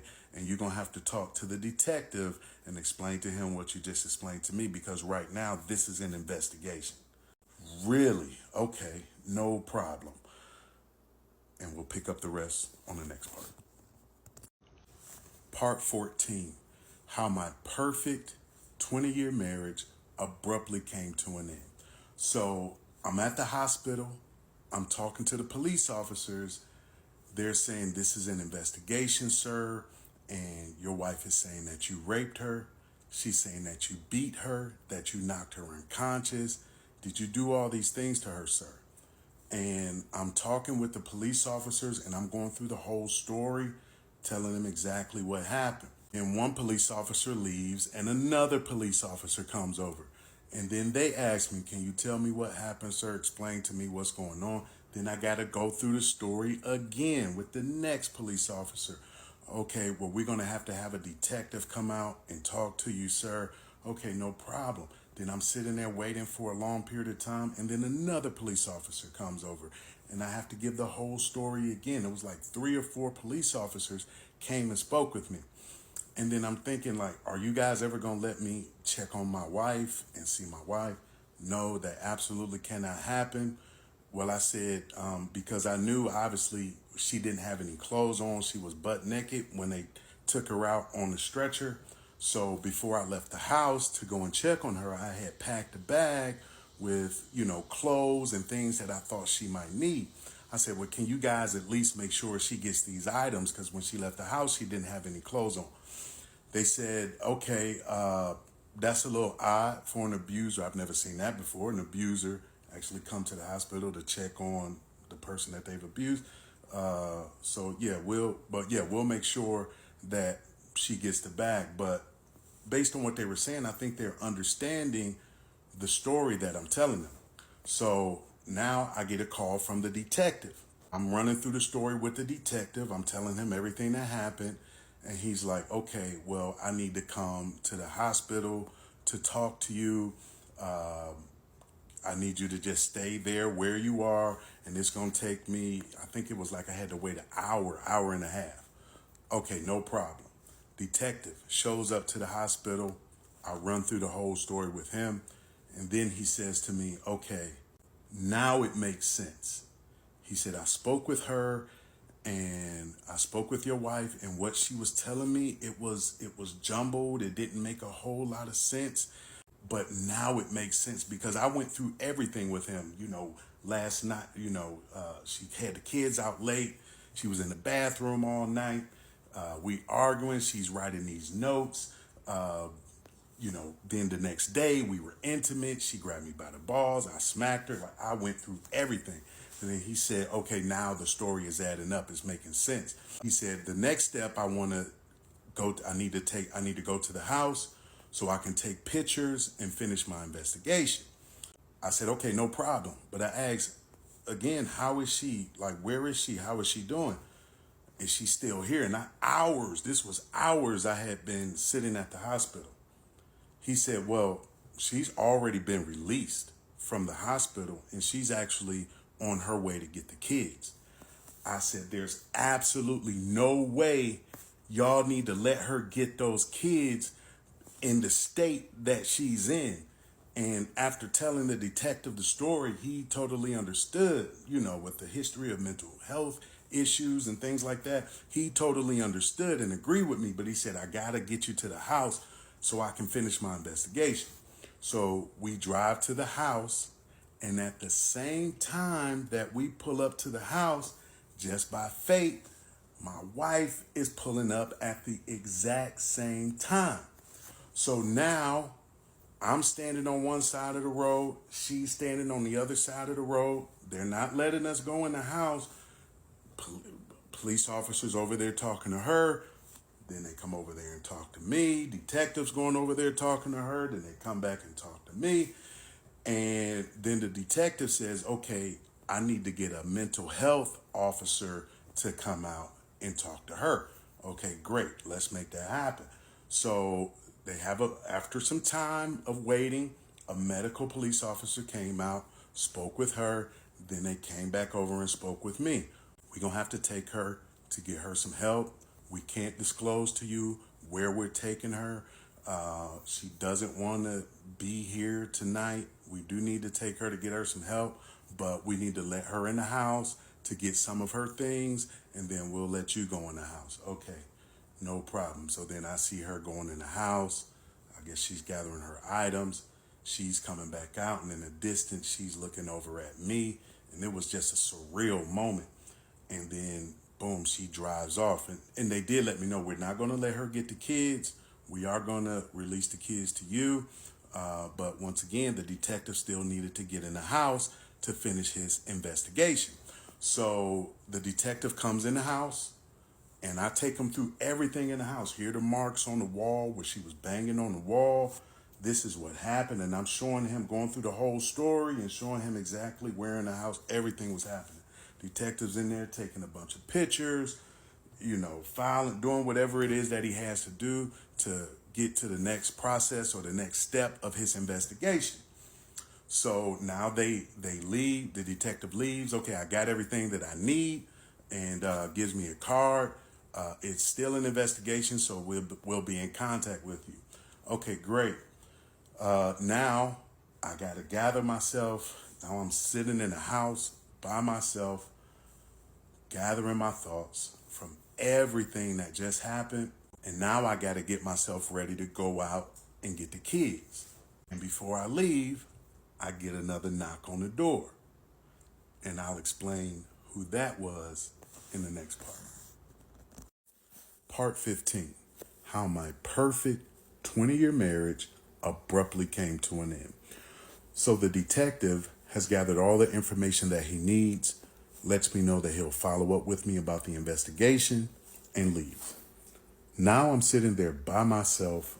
I'm looking around at all the madness and the signs of the madness that just took place. My mind is spinning, and I'm just trying to take a minute just to pull myself together. Before I could even get a chance to do that, I get a knock on the door. Okay, who's this? I go answer the door. Hi, sir. My name is such and such. I'm with Child Protective Services. I need to speak with you. Okay. Is it okay if I come in? Yeah, sure. Come on inside. Sir, I've gotten some information that you've been doing some inappropriate things with the children. Are you doing this, that, and the other with the children, sir? What? Absolutely not. What are you talking about? Listen, where are you even getting this information from? If this is coming from my wife, I need to let y'all know she has a history of mental health issues. We just had a huge blow up the other day. She was taken to the hospital, and I don't even know where she is. Sir, I can't disclose where I'm getting this information from, but we need to get the children to have a forensic interview done. I've already been to the school to talk to your children. You went to the school and spoke with my children? Yes, sir. I've already spoken with the children, and you need to get them to a forensic interview.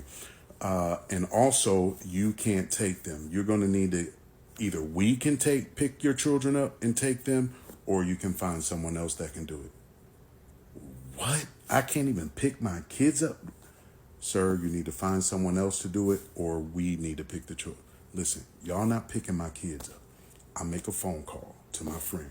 Listen, I'm having a day that you cannot believe. I need your help. I'm sitting here with CPS. They're talking about I need to get the children to an interview. Can you please help me? And they said it needs to happen today. I got you. No problem. Friend agrees. So they leave. My friend picks the children up. And now I'm waiting for what feels like forever. After some time, I get a call back from my friend. Listen, they said everything you said checks out. They're going to release the children back to you. I'm on my way back. Wonderful. My children get back home, and I just hug them, and I'm praying with them, and they're asking me, where's mommy? Where's mommy? That children, I haven't heard from mommy. I don't know where she is. I'm sure she's okay. Let's just pray for her. Let's just pray and hope that she's okay. That night, we all just got in the bed. I wanted everybody close. We all got in the bed together, just piled in the bed. and we go to sleep. The next morning we wake up, and now I gotta be strong for the kids. I gotta make sure they get everything they need. So I gotta get my youngest to daycare. I gotta get my 2 other children to school. Then I gotta get to work, which was about a 30-minute drive. I go to work. I let my job know, look, I've got some personal things going on. I'm gonna need to leave work early today because I gotta get my kids from school. I don't have anyone else that can help me. I need to get the kids from school. Okay, no problem. Do whatever you got to do. They allow me to leave early. I leave that day, go back to get the kids, go home that night. Same question, Daddy, where's Mommy? Children, I haven't heard from Mommy. I don't know where she is. She's not answering any of my calls or texts, but we're going to be okay. We're just going to pray for Mommy. We all piled in the bed together that night. We go to bed. I get up the next morning. I got to do it again. And then the next day, I got to do it again. Then a week goes by, the same pattern. Still haven't heard from my wife. Then 2 weeks go by. I still haven't heard from my wife. Then 3 weeks, then a month goes by. Still haven't heard from my wife. Have no idea where she is. I'm just in this rhythm of picking the kids, taking the kids to daycare, taking the kids to school, going to work, leaving work early, back, getting the kids dinner, in the same rhythm day after day. Still haven't heard anything. And I just don't know what to do at this point, but I'm just trying to stay in a good rhythm and be strong for the children.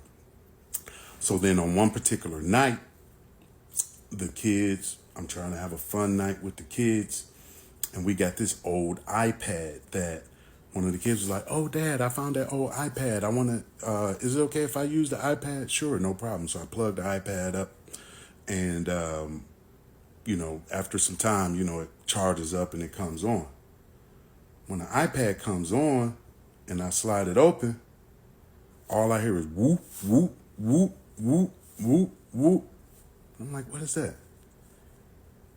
It's text messages coming in on the iPad. So then I click the messages and I see all these text messages. This is the iPad that's connected to my wife's phone. And I'm like, oh.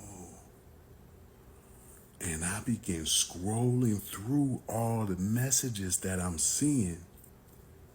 And she is saying the most salacious, heinous, evil, hatred things about me, talking about me like I'm the worst person in the world and the detectives are going to come get him. He thinks this is over and this, that, and the other. CPS is coming after him. He's going to go to jail and we got everything set up and lined up and they going to get him and they going to do this, that, and the other.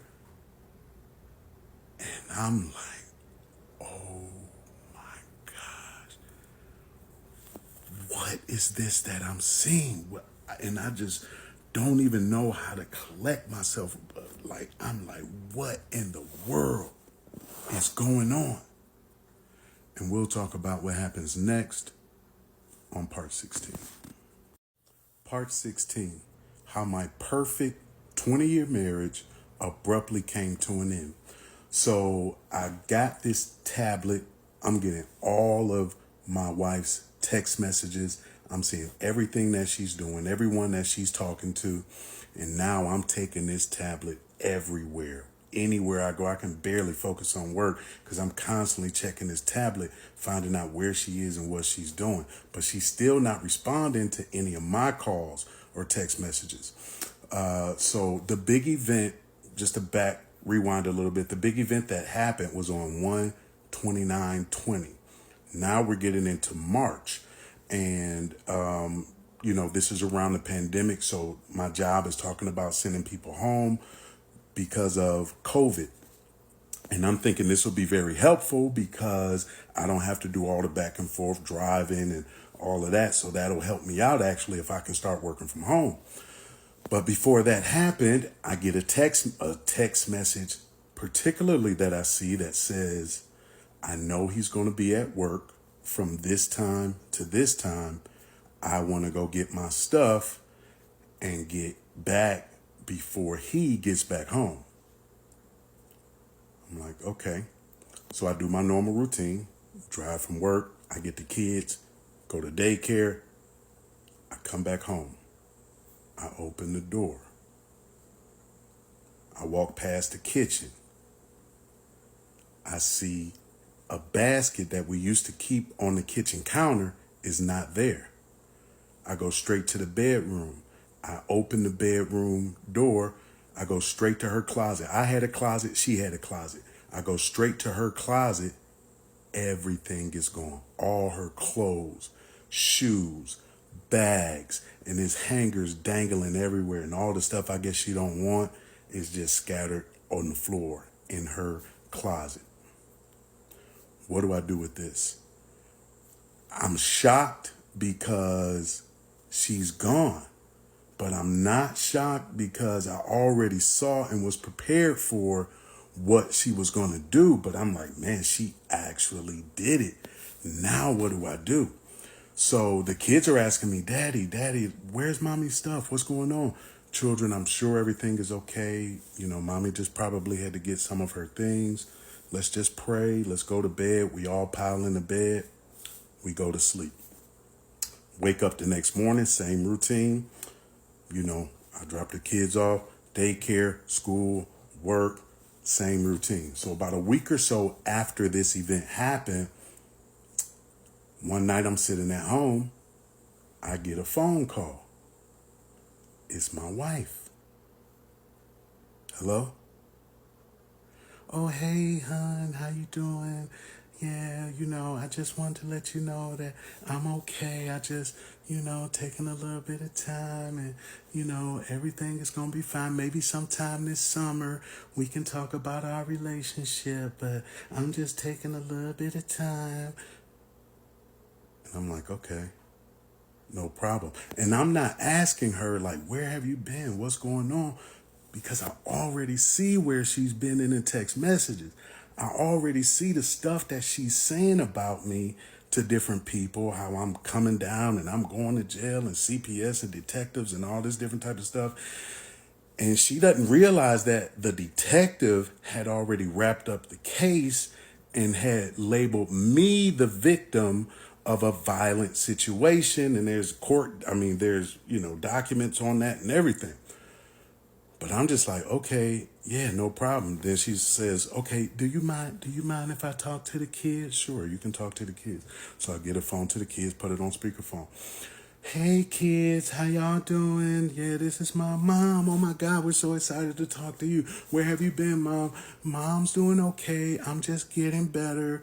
Mom is just getting some rest. How you guys? I miss you guys. How y'all guys been doing? Oh, Mom, we've been doing good. Everything is great. This, that, and the other. And I'm just listening on the speakerphone. So then she's like, okay, it's time to go to bed, kids. Do you mind if I sing y'all a song? Oh, yeah, Mommy sing us a song. And then, like, I don't remember what song she was singing, but it was la da da da da da da. It's gonna be okay. It's gonna be okay. And then the kids go to bed. Okay, get a phone back to Daddy, kids. Okay, then I'm back on the phone. Okay, hey, hello? Okay, yeah, hon, like I said, you know, maybe around this summer sometime, we'll talk about our relationship, but I just need to take a little time right now, this, that, and the other. And I'm just thinking like, okay, like I don't know what to say because I'm already seeing everything that she's doing in the text messages. And I could have confronted her. There's so many things that I could have done in that moment, but I've never dealt with anything like this. So I have no idea how to deal with it. And I didn't know how to confront the situation. Yeah, hon, like I said, summertime, we can talk about our relationship, but do you mind if I sing you a song? Yeah, you can sing me a song. La da da da da da da do do do do do. Okay, well, I'll talk to you later. Okay, goodbye. We hang up. I'm like, okay, now what?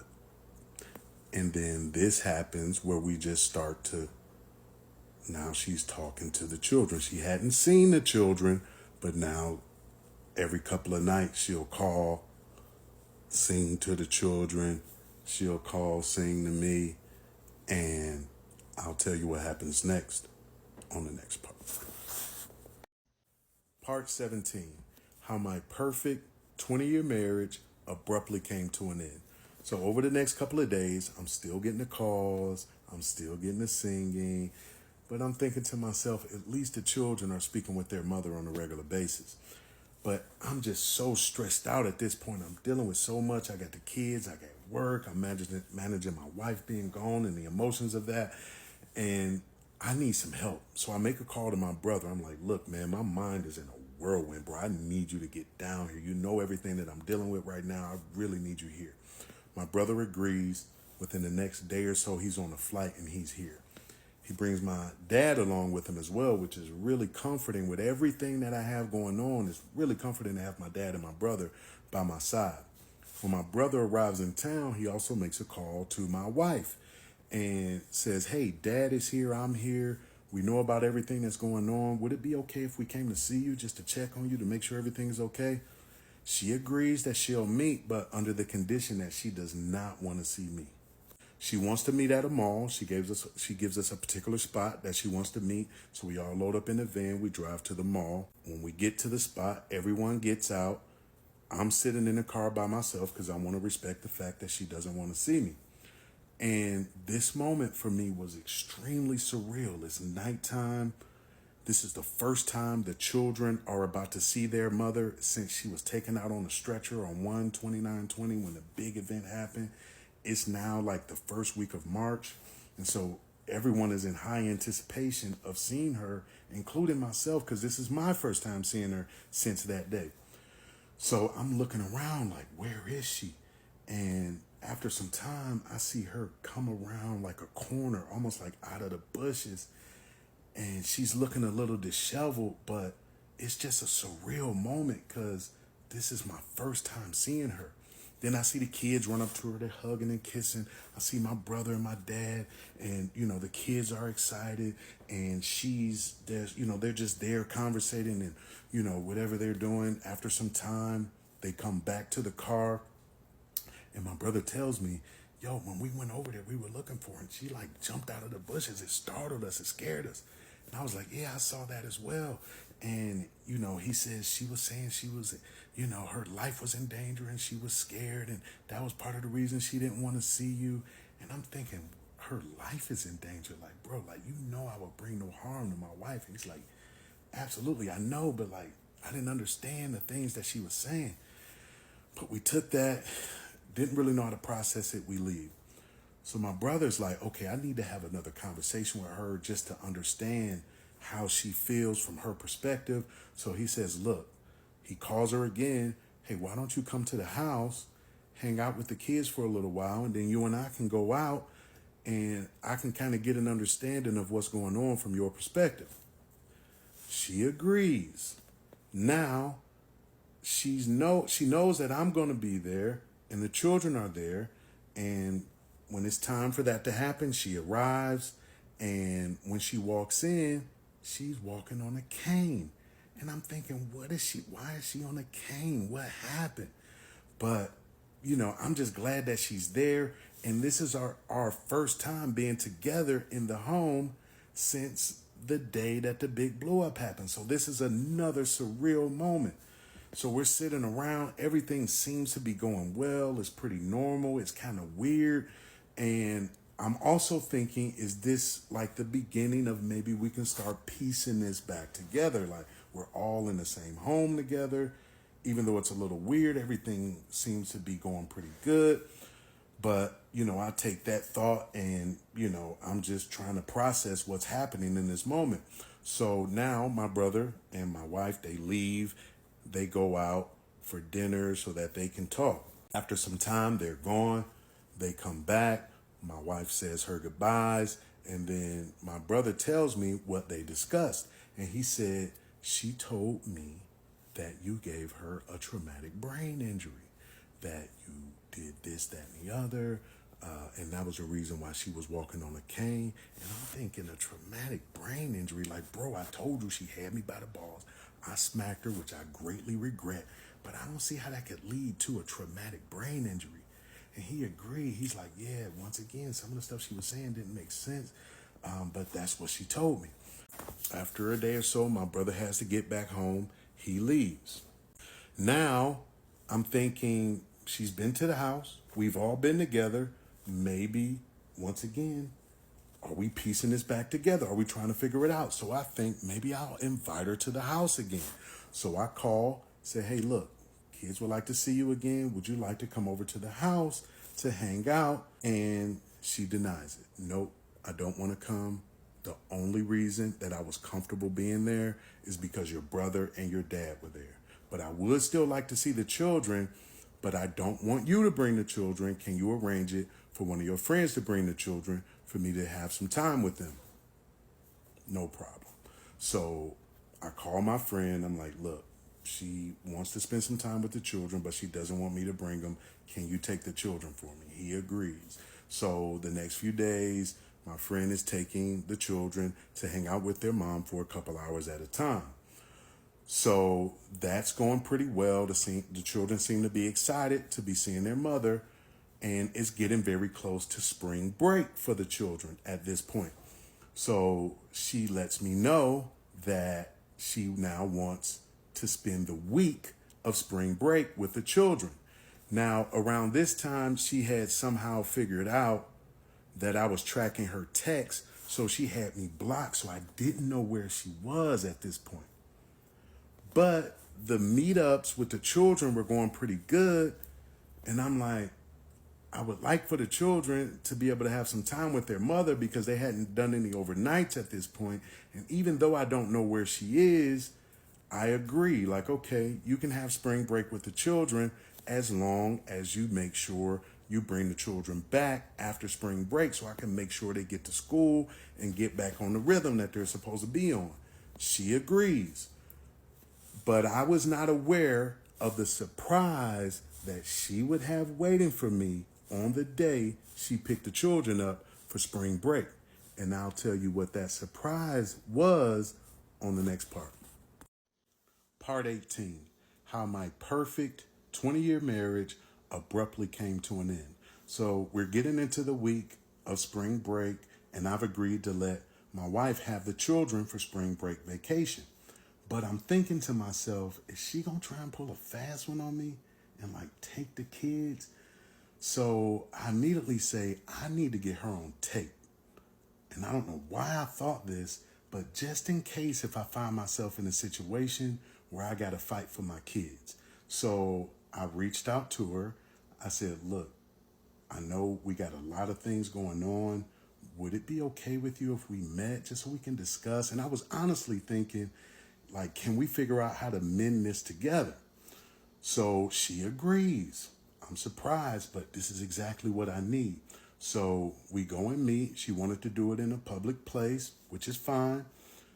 And before I walk up to her, I take my phone out, I hit record. I leave my phone out, and then now I'm leading her in the conversation to exactly what I need her to say. Okay, hey, we agreed that you're going to have the children for spring break.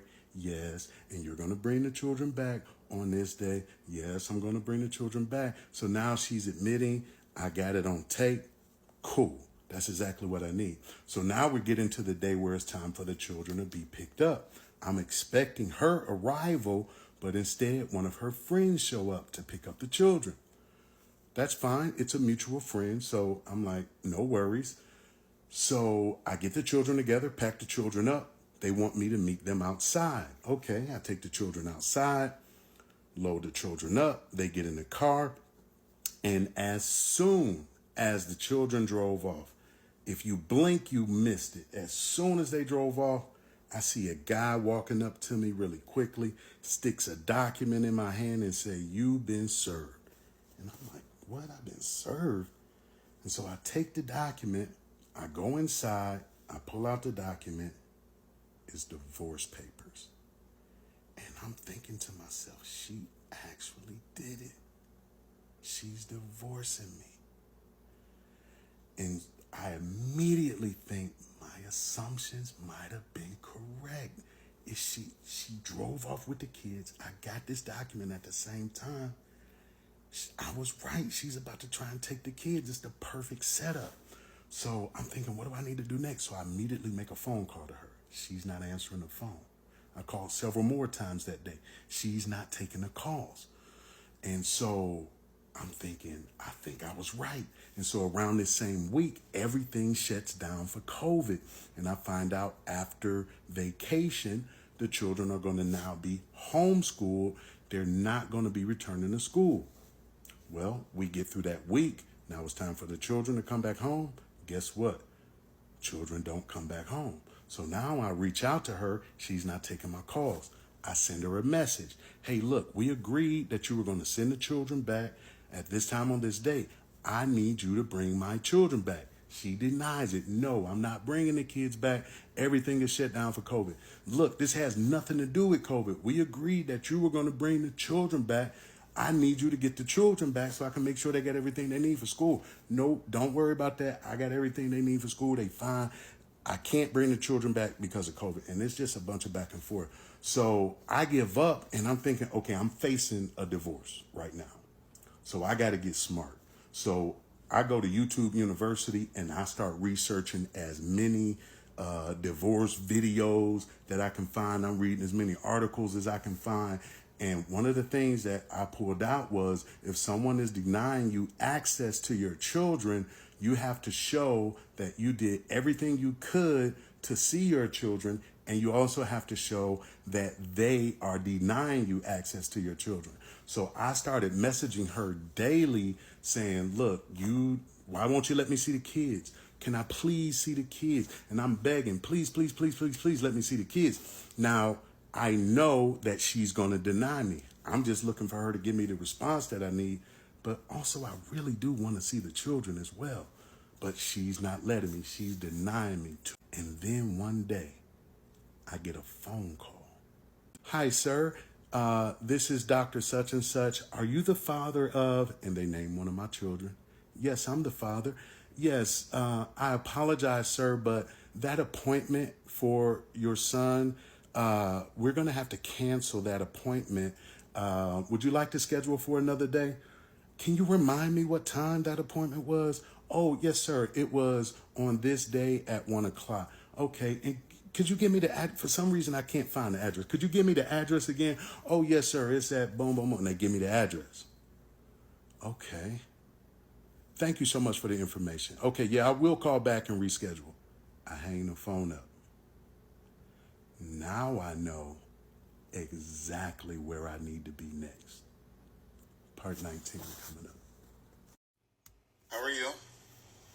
Hi, I'm doing okay. How are you? I'm doing just fine. Do you have a moment to speak? Oh, hey, I'm the one that realized it was you. I'm on a webinar right now, but I can call you back after. Could you please? I would really appreciate it. Yeah, I will. Can I ask one question before you go?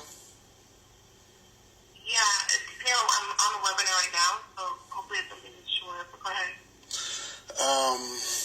Is there any reason why you're not allowing me to see the children? Okay, that's kind of, it's a short answer, but it also may be something that I may have to repeat a few times, so can I call you back shortly? The webinar's over at 3:30. Okay, and there were a couple of times you said you would call me relating to this, but I haven't heard from you. So I said I would get back with you, and I did by email. yeah, but it didn't necessarily directly communicate, this particular thing. So I'm just trying to figure out if we can come to some sort of agreement. No conflict, no nothing, just I miss my children. Yes, Abdul, and I'm not preventing you from seeing them. I'll call you back, and I will follow up with you, okay? Okay, thank you. Yeah, bye. Part 19, how my perfect 20-year marriage abruptly came to an end. So now I have this information. There's a doctor's appointment coming up that's been canceled. They called me instead of her, so I know she's not aware that it's been canceled. So now I know what my next move needs to be. But before I do that, I make a phone call to her. and she accepts the call. She's not always taking my calls, but this time she does. And I say to her, look, why are you denying me access to the children? I want to be able to see my kids. She's saying she's not denying me. She's too busy. She's not going to, she's got too much going on to even talk to me at this point. She just won't let me see the kids. Okay, well, I got to move forward with this next plan. So on the day that it's time for us to meet at the doctor's office, I make a call to my friend. Look, I've got some information. There's a doctor's appointment for my kids. She's not letting me see my kids right now, but I want to go to this doctor's office and I don't want to make a scene. I'm not going to run up on her, but what I want to do is if maybe we can follow her so I can at least know where she lives and have some comfort in knowing where my children are. He agrees. So we go to the doctor's office. We park far enough away where we can see the entrance to the doctor's office, but far enough away where we know she's not going to park and be able to see us. And this part was like slow motion. When I see her after some time finally pull up, I see my children. I see her head pop out. I see my children. And I really want to run up and get my kids, but I don't want to cause a dramatic scene. So I just wait. They go inside of the doctor's office. I'm thinking to myself, they're telling her it's canceled. Within 5 minutes, here she comes walking right back out. They get in the car. Now me and my friend slowly pull out. Now we're behind her and we're driving. But as we're driving, they're getting further away. I'm sitting in the passenger seat. My friend is driving. I'm like, man, you got to pick it up. I don't want to lose him. But he's like, I don't want him to see us. I don't care, bro. Just drive the car. Get up there. Get to him. So a little bit of back and forth of that. We hit a red light. They keep going. We lost them. God dog it. And I'm telling them, bro, I got to find my children. He gives me the idea. He said, hey, I got another idea. What if you get a tracker and put a tracker, stuff it in something? I'm like, bro, I'm not even seeing the kids right now, bro. Like, I need a lawyer, which is exactly what I do. I get a lawyer. I explain to the lawyer what's going on, because before this, I was pro se. I really didn't know how to handle the situation. But now I'm into it. I got a lawyer. I explained that I'm being denied access to my children. My lawyer goes right into action, reaches out to her lawyer. And thankfully, we arranged for me to be able to have an exchange with the children. But the only way she would agree to the exchange, because she didn't feel safe, is that if we met at the police station. No problem. So on the day where it's time for us to do the exchange, I hadn't seen my kids in months. And I was fuming, but I'm excited to finally be able to see my kids. She pulls up, children get out of the car, and they just run to me, and we hug, and we're loving on each other, and it's amazing. We get to my home, and I remember my friend said, get a tracker, which I immediately went out, bought a tracker, and the kids had like a little toy car. I took that car apart, put the tracker inside, stuffed it in, and then when I went back to the police station to re-exchange the kids, I said, hey, look, the kids wanted to take a couple of their toys with them. Yeah, just go ahead and put those in the car. Yeah, little toys and everything, no problem. All right, y'all have a good time together. Now I got them. She accepts the toy. I run back home because, the tracker was connected to like an online site that you had to go to where to show you exactly what's going on and where they are. So I run back home. Literally within an hour, that tracker did exactly what I needed it to do. Now I know where they live. But I'm not going to run up and cause a scene, but at least I know where they live. And we'll talk about what happens next on the next part. Part 20, how my perfect 20-year marriage abruptly came to an end. So now I know where she lives, but I'm not going to run up. I'm not going to cause a scene. Just knowing where she is when she's with the children is enough for me. So now we're getting into a normal rhythm over some time of exchanging the children. We're still meeting at the police station, which I'm not totally happy about, but she's saying this is the only place that she feels comfortable and safe to exchange the children. So I kind of have to agree. So we're starting to get into a little bit of normalcy of changing the children. You know, she's keeping them a week, I'm keeping them a week, and we're getting into a little bit of a rhythm. On one particular day that we exchange the children, it turns out that it's June 5th. Now, if you remember, I told you we met on June 5th, 1997. We got married on June 5th, 2000. And now we're meeting at a police station to exchange our children on June 5th, 2020, which would be our 20th wedding anniversary. And I'm just searching my mind in this situation, and I haven't totally lost hope in the relationship yet, which people have told me I'm crazy for, but I haven't totally lost hope. So I go out and I get a big bouquet of roses. When we meet at the police station, I get out of my car, I go over to her car, and I say, who would have thought we'd be celebrating our 20th wedding anniversary under these conditions? And she agreed, and I hand her the roses. She takes the roses, she says thank you, and she throws them in the passenger seat. And then I say to myself, look, I can take them back. If you don't want the roses, I'll just take them back. She says, no, you gave them to me, I'll keep them. But based on the way she handled the rose situation, my hope is dwindling, but I hadn't lost hope fully. However, on one particular day after that exchange, I'm going through her Instagram account. I'm lurking her Instagram page. Yeah, I lurk her Instagram page, whatever. I'm lurking her Instagram page, and I come across a picture, and I don't know what it is about this picture that made me realize the relationship is over. She's standing on a balcony. It's an oceanfront view. It looks to be maybe in Florida, and I'm not even realizing that she's traveling at this point. She's got an outfit on that I've always found to be particularly sexy, and she has less on under this outfit than even I remember. And she's just standing on that balcony with a look in her eyes that there is not a care in the world. And I'm also thinking there's probably a man on the other side of that camera. And at that point, I realized it is over. And also during this time, I had started seeing someone else as well. So I wasn't being totally faithful to the relationship at that time either. So at this point, it's over. And I just got to figure out a way to move forward in what is now our new normal.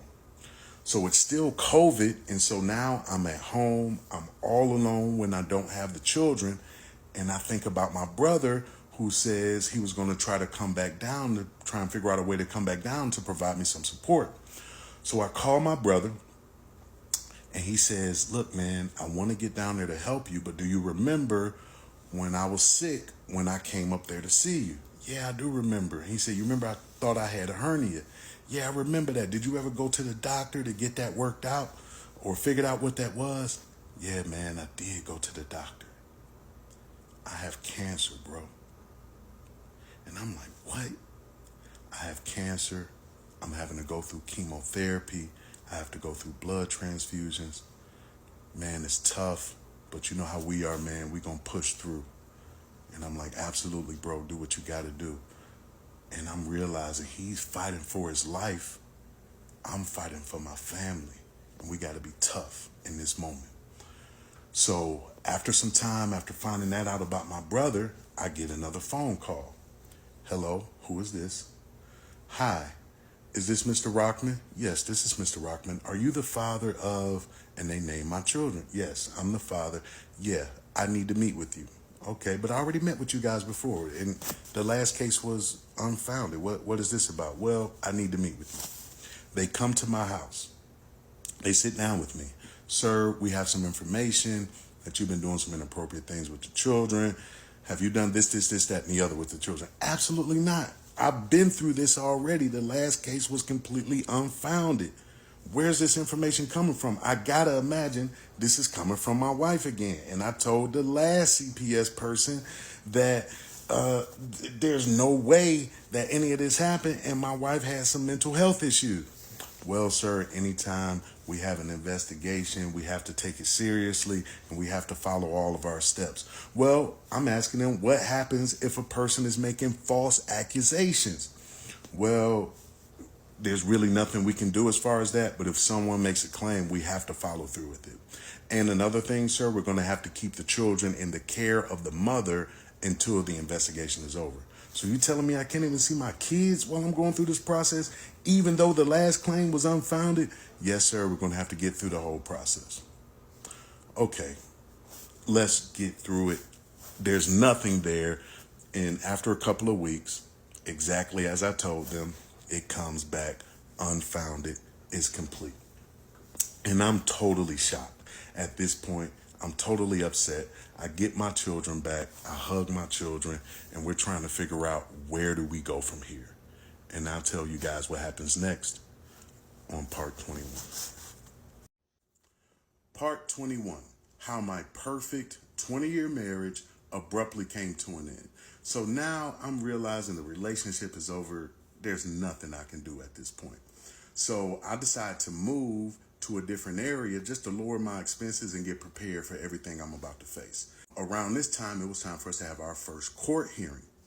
So when we go to court, the judge asks, where are you all exchanging the children? And then we say we're exchanging the children at a police station because for whatever reason she's claiming she doesn't feel safe. But the judge doesn't buy it. And the judge decides that we're now going to exchange the children in my area where I've moved to.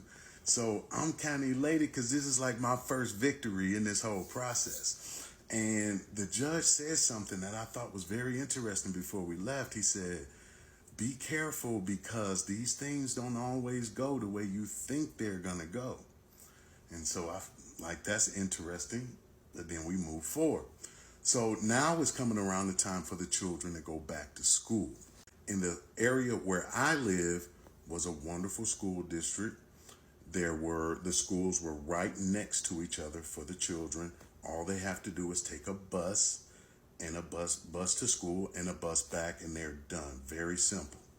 My ex claims that she still lives in the same school district where we were before.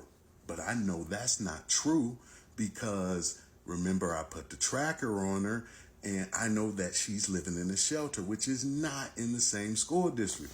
So then I tell her, I say, look, provide me documentation that the children, that you live in the same school district, and I'll agree, even though for me, this is like a 40-minute drive. But I said, I'll agree to let the children stay in the same school district, only if you provide me documentation. But I know she can't provide the documentation, right? So then, but I'm like, but I think this new school district where I am will be much better for the children. And I said, we don't have to put Max in daycare anymore. They all will be very, very close. We cannot come to an agreement. So it comes to a week where the children are with me. I take the children over to the school. They look around. They're excited. Look, children, the schools are right next to each other. Max doesn't have to go to daycare anymore. You all can be right in the same area. They love it. They're excited. So then I talk to my ex again. I say, look, I took the children over there. They love it. They're excited. They think it's great. Can we just go ahead and let the children go to this school? Because I know she's not in the same school district. But I don't let her know that I know that. But she still doesn't agree for whatever reason. So now we're at a standstill. So now it comes time for the children to actually start school. And it just so happens on the week that school starts, the children are with her that week. So you can imagine what she did, right? She started the children at the school district of her choice. Now, let me explain to you what that looks like for me. 40-minute drive from the new area where I lived. Max had to go to daycare, but I'm thinking I'm just going to keep him in this kindergarten as opposed to going to daycare. But then the other two schools for my other two children are about 10 minutes apart for each other. So you're talking about dropping off at 3 different locations every single morning, picking up at 3 locations every single afternoon. This is bananas. As opposed to a bus ride home and a bus ride back. So on that week, she started them at the school of her choice. Now it comes the following week, the children come back to me. Now I have a decision to make because I'm thinking, do I go ahead and just let the children, like, forget what she's doing? I'm going to pull the children out of that school and I'm just going to enroll them in this much easier situation for everybody, including my ex. Am I just going to go ahead and just enroll them there and say, forget what she's doing? But then I think, well, if I do that, when the children go back to her next week, yep, guess what she going to do?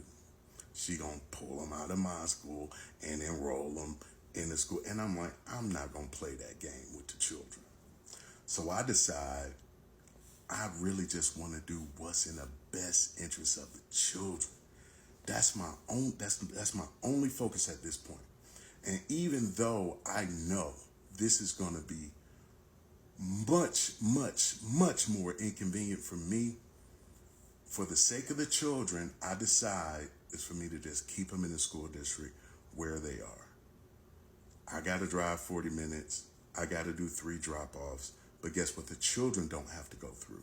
They don't have to go through me enrolling them 1 week in this school, then going back to their mama and she enrolling them. And then I have no idea what that will look like, because we hadn't at that point gotten to a final decision on who would have final custody of the children. But we'll find that out as we go forward in the parts to come. Part 22, how my perfect 20-year marriage abruptly came to an end. So now she has to come, my ex, to my town to pick up the children for exchange. I'm no longer meeting at the police station. So on one particular day, she decides to send one of her friends. Now, this is a mutual friend of ours, so it's not a big deal. But when I'm with my children and we're driving to the exchange, I say, hey, your mom's not picking you up today. Her friend that we know is picking her up. And my son says, Dad, I don't feel safe when I go over there. And then I talk him through it, like, what are you talking about, son? You don't feel safe? And I try to gain a little bit of understanding. But this is a mutual friend of ours, so I really kind of talk my son into it, like, it's going to be okay. Like, these are our friends, no worries, but we're in a different situation now. And so, but I asked my son, do you want me to say something to them, about the fact that you don't feel safe, just so I can make sure it's cool when you go over there? Yeah, Daddy, I want you to say something. So when we pull up to the exchange, pleasantries, hey, how are you? How are you? And I'm like, hey, I just want to let you know, my son said he doesn't feel safe sometime. I just want to make sure, everything is cool over there. And she's like, what? Don't feel safe? Oh, we treat him just like we treat everybody. Everything is cool. And I'm like, okay, well, I just still wanted to let you know, just so you can understand that I want to make sure my son is good when he's over there at your house. We figure that everything's fine. Like I say, the kids go on about their way. And then immediately as I'm sitting there, I'm thinking to myself, my son just said he's not safe. Why did I send my son there? And I called one of my friends. I'm like, look, man, I'm thinking about going to pick my kids up. My son said he doesn't feel safe when he's over there. And my friend was like, well, look, I'm going to give you some advice. If you go, take a police escort with you, because he already knows all the drama I've been dealing with my ex. So he says, take a police escort with you. So I'm like, cool, that's exactly what I'll do. Now, I had gathered some intel to find out where this friend lives, because they had moved since my wife and I had split. And my wife is telling, my ex is telling them that I'm a lunatic and I did all these wild things. And so now they're acting like they don't want me to know where they live. But guess what? I found out where they live. And so I pull up, I get the police escort, and it just goes crazy from there. I'm totally chill. I'm like, as long as I get my kids, I'm good. But she is yelling at me and cursing at me and telling me I'm all these, this, that, and the other, because I'm coming to get my kids. How you gonna be mad at me because I'm coming to get my own kids? And so, she is, saying all these things to me, but I could care less, because long as I get my kids, I'm good. So I leave, I get the children in the car, I leave, and I explain to my children that the most important thing for me is to make sure that they feel safe. And I will do anything to make sure my children are protected and safe. And, the kids were freaking out a little bit because she's yelling. I got the police there, but I said, children, I brought the police because I didn't want it to be any drama. And as it turns out, it turned into a little bit of drama with all the yelling and all of that. So that was a good move and a good advice on my friend's part to bring the police along. But I'm explaining to my children, your safety is the most important thing to me, and that's the only thing that matters. We were a little emotional about it, but I think they understood. But guess what? I got it on tape, because at this point, I started recording everything. So coming up next, you guys get to hear what happened.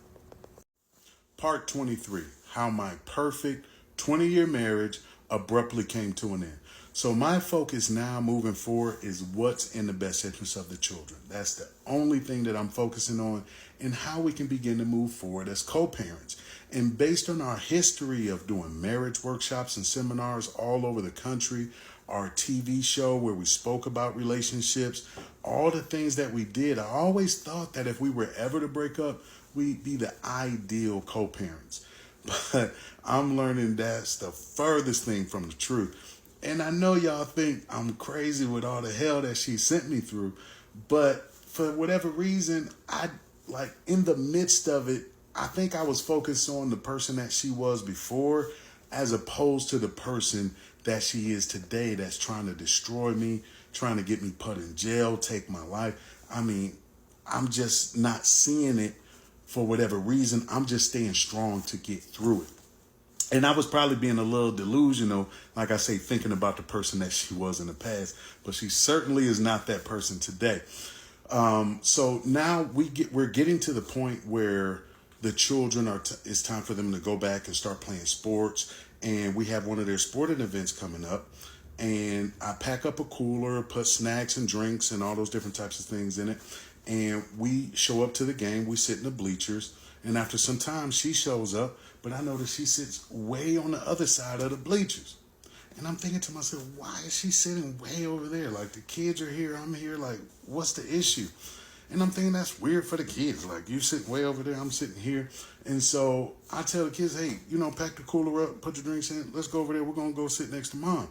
Because they were asking me, like, hey, can we run over there and go sit next to mom? And I'm like, let's just all go over there. I mean, we're still a family. Even though we're not together anymore, we're still a family. Well, we went, and I gave her space. I put the cooler in the middle. Children were in the middle, and she was on the other side. But at least, the kids don't have to go back and forth. Well, that turned out to be a little weird, but I'm thinking this is for the kids, so I'm not really focused on that. Well, after some time, it's time for the children their birthdays are coming up shortly after this, and I'm planning the children's birthdays. So once again, trying to think about what's best in terms of moving forward as co-parents, I offer her an invitation to the birthday. She refuses. She doesn't want to come. No, don't want to come to the birthday. And then I tell the children, mom said, she's not going to come to the birthday. They're like, can we call mom? Sure, no problem. They call their mother. Mom, we really want you to come to the birthday party. We're going to do this and that and the other. And she's like, no, we're just going to do something else and blah, blah, blah, blah, blah. She doesn't want to come to the kids' birthday party. They're disappointed, but once again, can't force her to come. So then we got to move forward. Shortly after this, around the time when it's time for the kids' birthday party to come around, there's another sporting event. She shows up to the sporting event. She's got bags and gifts and balloons and all that, and the kids are excited. And she's brought a couple friends with her as well. So the kids are, oh, yay, thank you so much, Mom. We love you, this, that, the other. We go in, sit at the bleachers. Now, these are friends that she bought that I was also mutually friends with as well. They were more her friends than mine, but I knew these people. So I go and we all sit together. After that event, she sent me a text message. Don't ever sit next to me at the kids' games. Don't look at me. Don't talk to my friends. Yeah, just a whole list of anything that you can imagine. And once again, I'm thinking to myself, I thought we would be the model co-parents. And once again, I know y'all probably think I'm crazy because this girl is sending me through hell. So like I say, I'm probably being a little delusional, but I'm just trying to think of like, just once again, what's in the best interest of the children. But she's not interested in that. She don't want anything to do with me. She wants me as far away from her as I can possibly be. So with that understanding, and now that we're getting closer to the divorce hearing, I'm saying to myself, I got to do everything in my power to fight for the children. If I don't get the children, if I don't get primary custody of the children, she is going to make my life a living hell. She going to do everything in her power to make my life miserable. And after some of those things that she did, and I know it took me a while to get there. You know what I'm saying? I know I probably tried to fix it a few too many times, but you try to do everything that you can to keep your family together. But now I'm realizing I gotta fight for the kids, because if there's nothing else that I love my kids and I want what's best for them. So now it's a must that I get full custody. And the court hearing is coming up really soon, and we'll find out exactly what happens. Part 24, how my perfect 20-year marriage abruptly came to an end. So I gotta go back and tell y'all something I forgot to tell you. So you remember when I told you I had to pick my kids up because they didn't feel safe from a friend's house and all the drama that went forth with that. So the part that I forgot to tell y'all is that after that event, y'all heard where their mother was supposed to pick them up at 7:30 that night. So let me tell you what happened. So it was kind of a stressful day for the kids. So I was like, you know what? I'm going to take y'all to the park. We're just going to go play, have a good time. So this was like on a Sunday. So I take the kids. We go to the park. We playing. We having a lot of fun. My daughter is on rollerblades, and she comes around the corner, and she falls really hard and hurts herself. As a matter of fact, she fell so hard I had to take her to the ER. So I text their mother, because at this point we were at least communicating just to exchange the children. So I text their mother and said, look, I got to take our daughter to the ER. She fell. She hurt herself pretty bad. So I take her to the doctor. She has to be on crutches. I never hear back from their mother. So this is Sunday night. I took your daughter to the ER, emergency room. I never hear back from their mother. So that's Sunday night. Monday, I never hear from their mother. Your daughter was in the emergency room. I didn't hear back from her until Tuesday. So on Tuesday, she messages like, oh, what's going on with Grace? Is she okay? And I'm like, yeah, she's fine now. She's on crutches. She fell and hurt herself. Oh, okay, will it be okay if I talk to the children? I'm thinking like, where were you? What was going on? I message that. She never answers. So now she wants to talk to the children, and I'm suspecting some BS. You know what I mean? So I put the phone on speaker. And now she's going on with the children. Oh, hey, children, what's going on? And then the kids go straight into it like, Mom, where were you? Like, I thought you were coming to get us on Sunday. And then she says, I was waiting on your dad. And I'm like, you waiting on me? Yeah, I was waiting on your dad. I never heard from your dad. Then I jumped in on the conversation like, you lying. Like, I messaged you and let you know Grace had to go to the ER, and you talking about you were waiting on me. There's no way you were waiting. I never heard back from you. What are you talking about? And she just fighting. It's a back and forth. No, will you just let me talk? Let me talk to the children. I don't want to talk about this right now. You interrupting our conversation. I'm like, well, you're not going to have no conversation if you're going to be lying to the children. So it's a bunch of back and forth. And eventually she hangs the phone up. She just can't handle it. But I'm not going to let you just sit there and lie to my kids and make it look like it was on me that you didn't show up.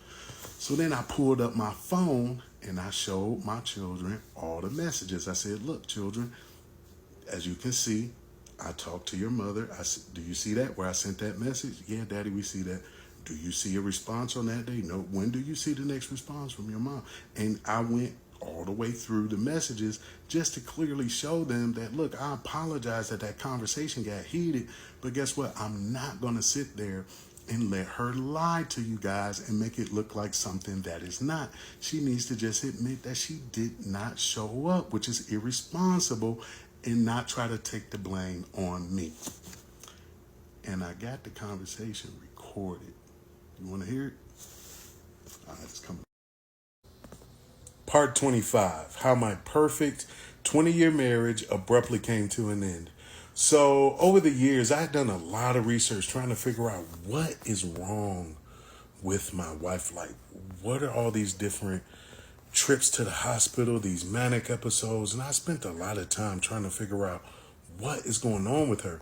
And I had ran across some information about bipolar, and I thought that maybe it could be that. I had saw borderline personality disorder, and I said, well, maybe that could be it. But then I ran across a word that I hadn't seen before as we're going through this divorce process, narcissist. And I started reading the attributes of what a narcissist is, and it was an exact match to all the things that I had dealt with over the years. And I said, well, maybe this could be it, what I've been dealing with all of these years. Because I remember at one point she had told me, and I asked her a question, and I don't remember how we got into the conversation, but basically she told me everything that was bad that happened in our relationship was my fault. And I was like, so you're saying everything, all the years that we've been together, everything that I've done or everything bad that's happened to our relationship has been my fault? Yes, without a doubt. And she's standing 10 toes down on this statement. But I'm looking at all of these attributes of narcissists, and it's really starting to make sense. And over the years, I've always had to walk on eggshells with her, being careful about what I would say to her. And as a matter of fact, I even read a book called Walking on Eggshells just so to learn how to navigate the situation of what I was dealing with. So, you know, even dealing with her cutting off her whole family, not talking to her family. And then I saw this statement about gray rock and going no contact. But then I'm like, how can I gray rock and go no contact when we have children together? This is going to be very difficult to learn how to co-parent, but you're not supposed to communicate with this person. And I'm all about open communication. So I'm learning that this is going to be a very difficult process in order for me to get through. But once again, I also start to do research on preparing for your case, preparing for your custody battle, if you will, because now I know I got to get custody of the children at this point. And so there's a certain way that I had to go about it now, knowing that I believe I'm dealing with a narcissist. And, you know, with all the missed visitations that she's had, all the false claims, the CPS claims, all of these different things that I'm building together, all the recordings that I have and the documentation, I'm starting to think I'm building a pretty good case here. And I think I got a good chance of getting custody of the children. But before we go to mediation, because you remember I told you we had to go to mediation before we went to the final court hearing. Before we go to mediation, I decided to meet with my ex, and I said, look, we need to come up with a plan before we go to court.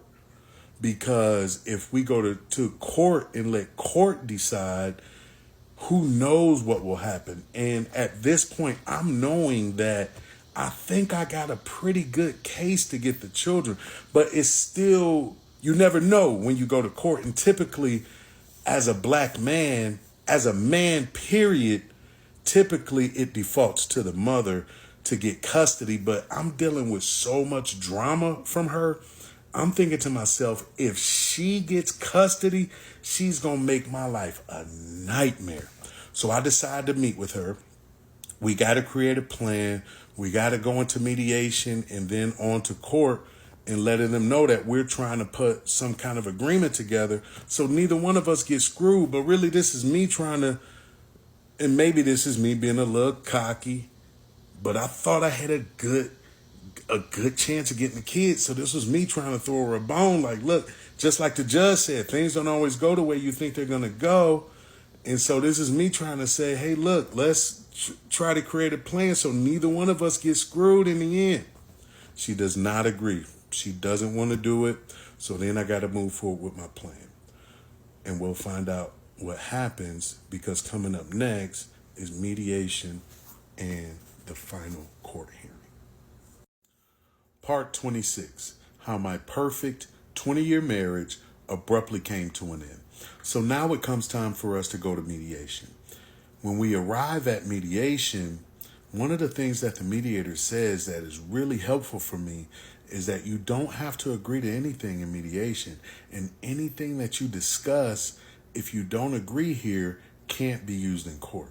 Now, I had taken the chance to try to work out some sort of agreement between myself and my ex so that we could present a better situation for both of us.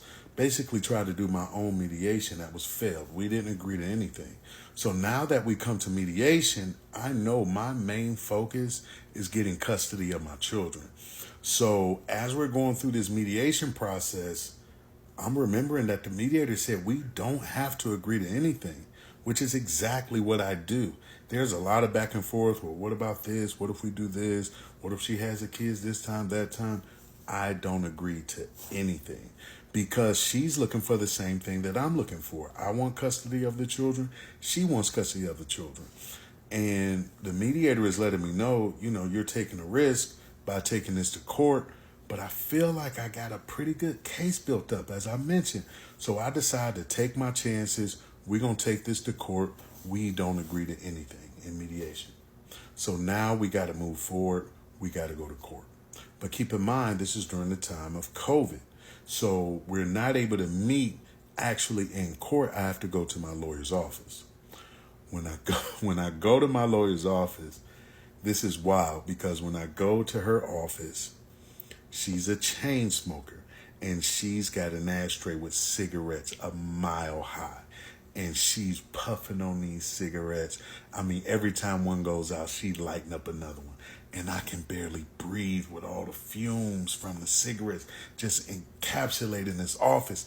And then she's got a dog in the office as well that's breathing. I don't remember what kind of dog it was, but it's the dog breathing hard, is licking and rubbing and scratching all up my leg. And then I'm nervous. My heart is pounding. I mean, I'm nervous as you can imagine. And the fumes and the dog and me being nervous, it was just overwhelming.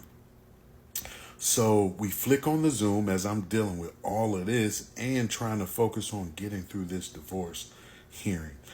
The judge comes on, and then her lawyer pops on, because I was in my lawyer's office, so we're both on the same screen. Her lawyer pops on, he's there, but then she's not there. Then the judge says, hey, is your client going to show up? Is she going to be here? And I'm thinking, man, that'd be interesting if she doesn't show up. So her lawyer makes a phone call, sends a text message, and then after some time, boom, she pops onto the screen. And it was just one of those moments. I'm looking across the screen. I can barely breathe with the fumes and the smoking, and the dog is breathing. And when she pops on the screen, I get even more nervous. Boop, boop, boop, boop, boop, boop, boop, boop, boop. My heart is just beating out of my chest. And I'm looking across at the screen at the woman that I've loved for 20 years, that we spent what I felt was a beautiful life together, aside from all the drama. And, on the outside looking in, for people that know us, we look like the perfect couple. And now we're in a situation where we've come to the end of the road. This is it. It's over. Like, this is the final frontier of everything that we've been through over all these years. And so now the judge comes on, and he says, okay, was there any agreement in mediation? We both of our lawyers let them know there was no agreement in mediation. Okay, great. Now we're going to have to hear this case. Because she filed first, she gets to go first. So we're going to hear her case first.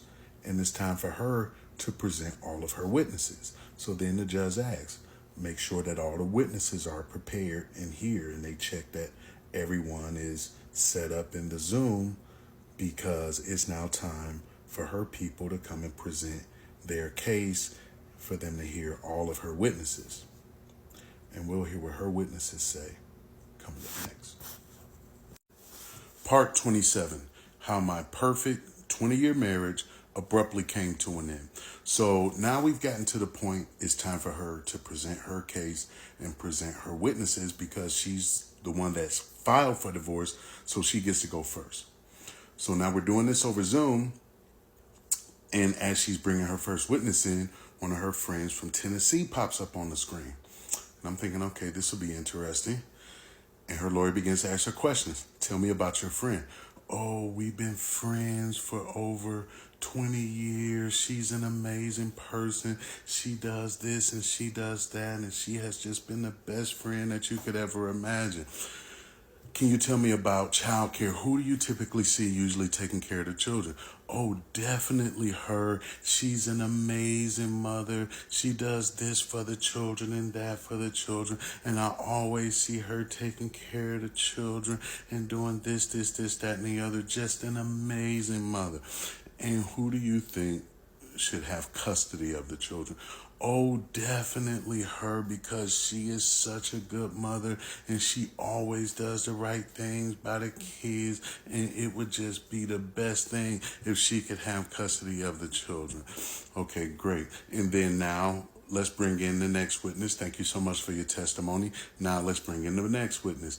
And then over some time they get the Zoom worked out, and then the next person that pops up on the Zoom is one of her friends from Atlanta that she calls her godmother. And then they start to ask her the same list of questions. Can you tell me about your friend? Oh, this is my goddaughter. I have known her for 20 plus years.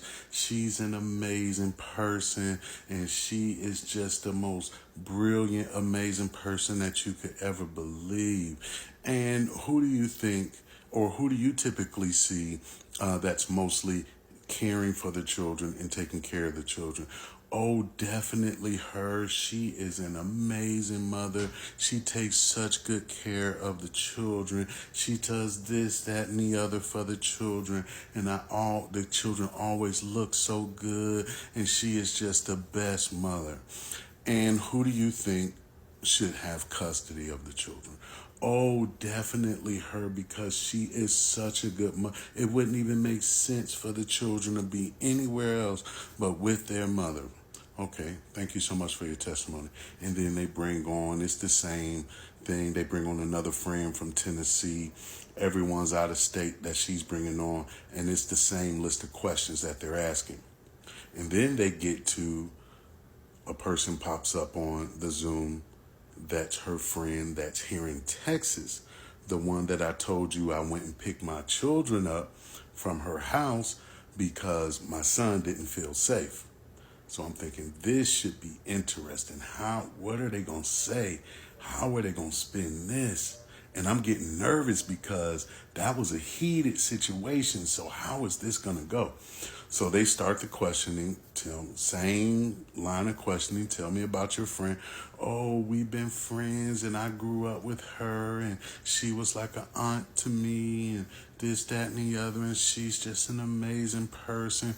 Who do you typically see the children take care of? Same thing. Oh, she is always taking care of the kids. She's definitely the main person, yada, yada, yada. Who should have custody of Oh, definitely she should have custody of the children because she is just the best mother.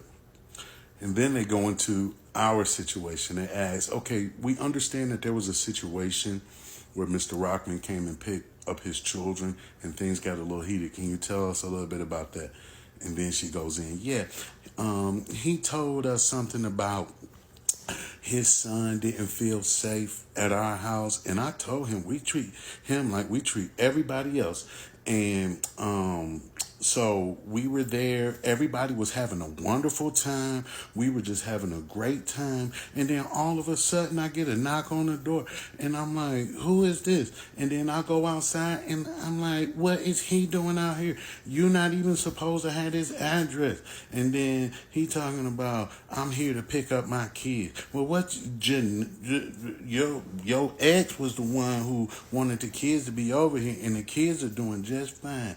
And he was talking about his kid didn't feel safe. And so we went on ahead and packed up the kids and sent the kids home. But the police was there and it was dramatic. And I told him, you are not welcome here. You are not supposed to be here. How did you even get my address? And then as she tells her part of the story, my lawyer comes in and asks, well, what was his demeanor while all of this was taking place? And her response surprised me. She said, he was cool, calm, and collected. He was cool, calm, and collected. And then I'm thinking, thank you. Like, are you testifying for me? Because out of all the drama that she was spilling out and how tense the situation was, her saying cool, calm, and collected, I felt like, okay, maybe that helps me in this situation. And so they wrap up their testimony. They're done. That's pretty much their testimony. Just a bunch of friends talking about how amazing of a person she is, the little heated situation, with the friend where I had to pick up my children. I was a little nervous about that, but I'm feeling like that has to sound good to the judge that in the midst of this heated situation, she stated that I was cool, calm, and collected. So now, what happens next? It's time for me to testify. I feel like I built up a pretty good case. I feel like I put my plan together. I only have 2 witnesses. She had about 6 friends come up and talk about how amazing of a person she was. Only had 2 witnesses. And we'll see what my testimony says in just a second. Part 28, how my perfect 20-year marriage abruptly came to an end. So now it's my turn to present my case. I feel like I've built up a pretty good case. And I'm thinking from my ex, she's had a bunch of friends from out of state talk about how much of an amazing person they thought she was. And then her friend, where we had the situation where I had to pick up my children, which could have been the most damaging towards me, she said I was cool, calm, and collected. So I'm thinking, like, it's not anything really that bad, that damaging that they've been able to present to me. So I'm feeling a little more confident, but I'm still nervous at this point. So it's downtime for me to bring up my first witness, and they call up my friend, the one that I told y'all we were trying to chase, my ex, trying to figure out where she lived. So that was my friend that I called up to the stand. And so my lawyer begins to ask the questions. Hey, how do you know the individuals here that are divorcing today? Well, he mentioned they're mutual friends of mine. I was their next door neighbor for X number of years, and so I've seen them operate. They were a wonderful couple, and it's surprising that now to see them actually going through a divorce. Okay, well, who do you typically see that cares for the children and the most custodial parent? Well, definitely Rock over the years has always been the most custodial parent, taking care of the children, making sure they have everything that they need. He's always taken them to school, and he's definitely been the most custodial parent throughout this process. Well, what do you know about the altercation that happened on, the big situation where they wound up splitting? He said, well, I don't know a whole lot about the altercation, but the day after his ex went to the hospital, I actually went and visited her. And when I went and visited her, she told me that, Rock knocked me unconscious, and, he gave her a traumatic brain injury and all these terrible things, how bad he beat her and all these different things that happened. But he said, I was looking at her and thinking to myself, it doesn't look like I'm looking for some marks, some bruises, some black eyes, like I'm looking for some sort of sign that lines up with what she's saying. And what she's saying just not making sense because I don't see any bruises. She said she was choked. I'm looking for, choke marks. I don't see any of that. So it's kind of not adding up. And her demeanor is not what I'm used to seeing, because she's very smart. She's a very bright individual, and her demeanor is very different now. So I'm definitely seeing that something is off. And then my friend says something that makes my jaw drop. He goes in and says, and in addition to that, she started to say, I've always wanted you. Don't you want me? Don't you want us to be together? Look, if you want me intimately, you can have me right now. I've always wanted you. I know you've always wanted me. Rock never has to know what happens. It can just be between me and you. And I was like, this was my first time hearing this, and I was like, what? She's offering and trying to give herself intimately to my friend, our friend. And so my jaw drops at this point. And he then goes on and continues to say that, Rock never has to know, and we got to get him. He's coming after me. He's trying to do this, that, and the other, and we got to get him, and just on and on and on and on and on. And my jaws drop. I'm trying to keep my composure, because you got to keep your composure while you're on these Zoom hearings. But man, I am like, my mind is spinning at this point. Like, what did I just hear? So next, after my friend's testimony, they bring my lawyer calls my ex to the stand. And as I told you all, I had gathered a great amount of intel in terms of like where she lived and some other things that I had gathered to really help build my case. And so my lawyer begins to ask her questions. Don't you live at such and such shelter? And then you could see her eyes get wide, because she wasn't aware up to this point that I knew where she lived. And so her eyes get real big, and you could tell even her lawyer had kind of a surprised look on his face. And then she was like looking around like, do I even have to answer this question? Because this is the place that's supposed to be keeping me safe from him. But the judge is like, yeah, please answer the question, ma'am. Yes, I do live at such and such shelter. Okay, yes, ma'am. And then after the event on 129/20, when you left the home, on the next day on 1:30, didn't you have an altercation with the police where they had to put a bag over your head and restrain you and admit you to the mental health facility? And then you could see her lawyer was like, what? Like, almost like as if he didn't even know about that. And then you could tell she was shocked as well. And then she's like, yes, that is true. That did happen. But, I'm suing the police. They treat black people differently. And this, that, and the other. And you could tell she's just totally stunned.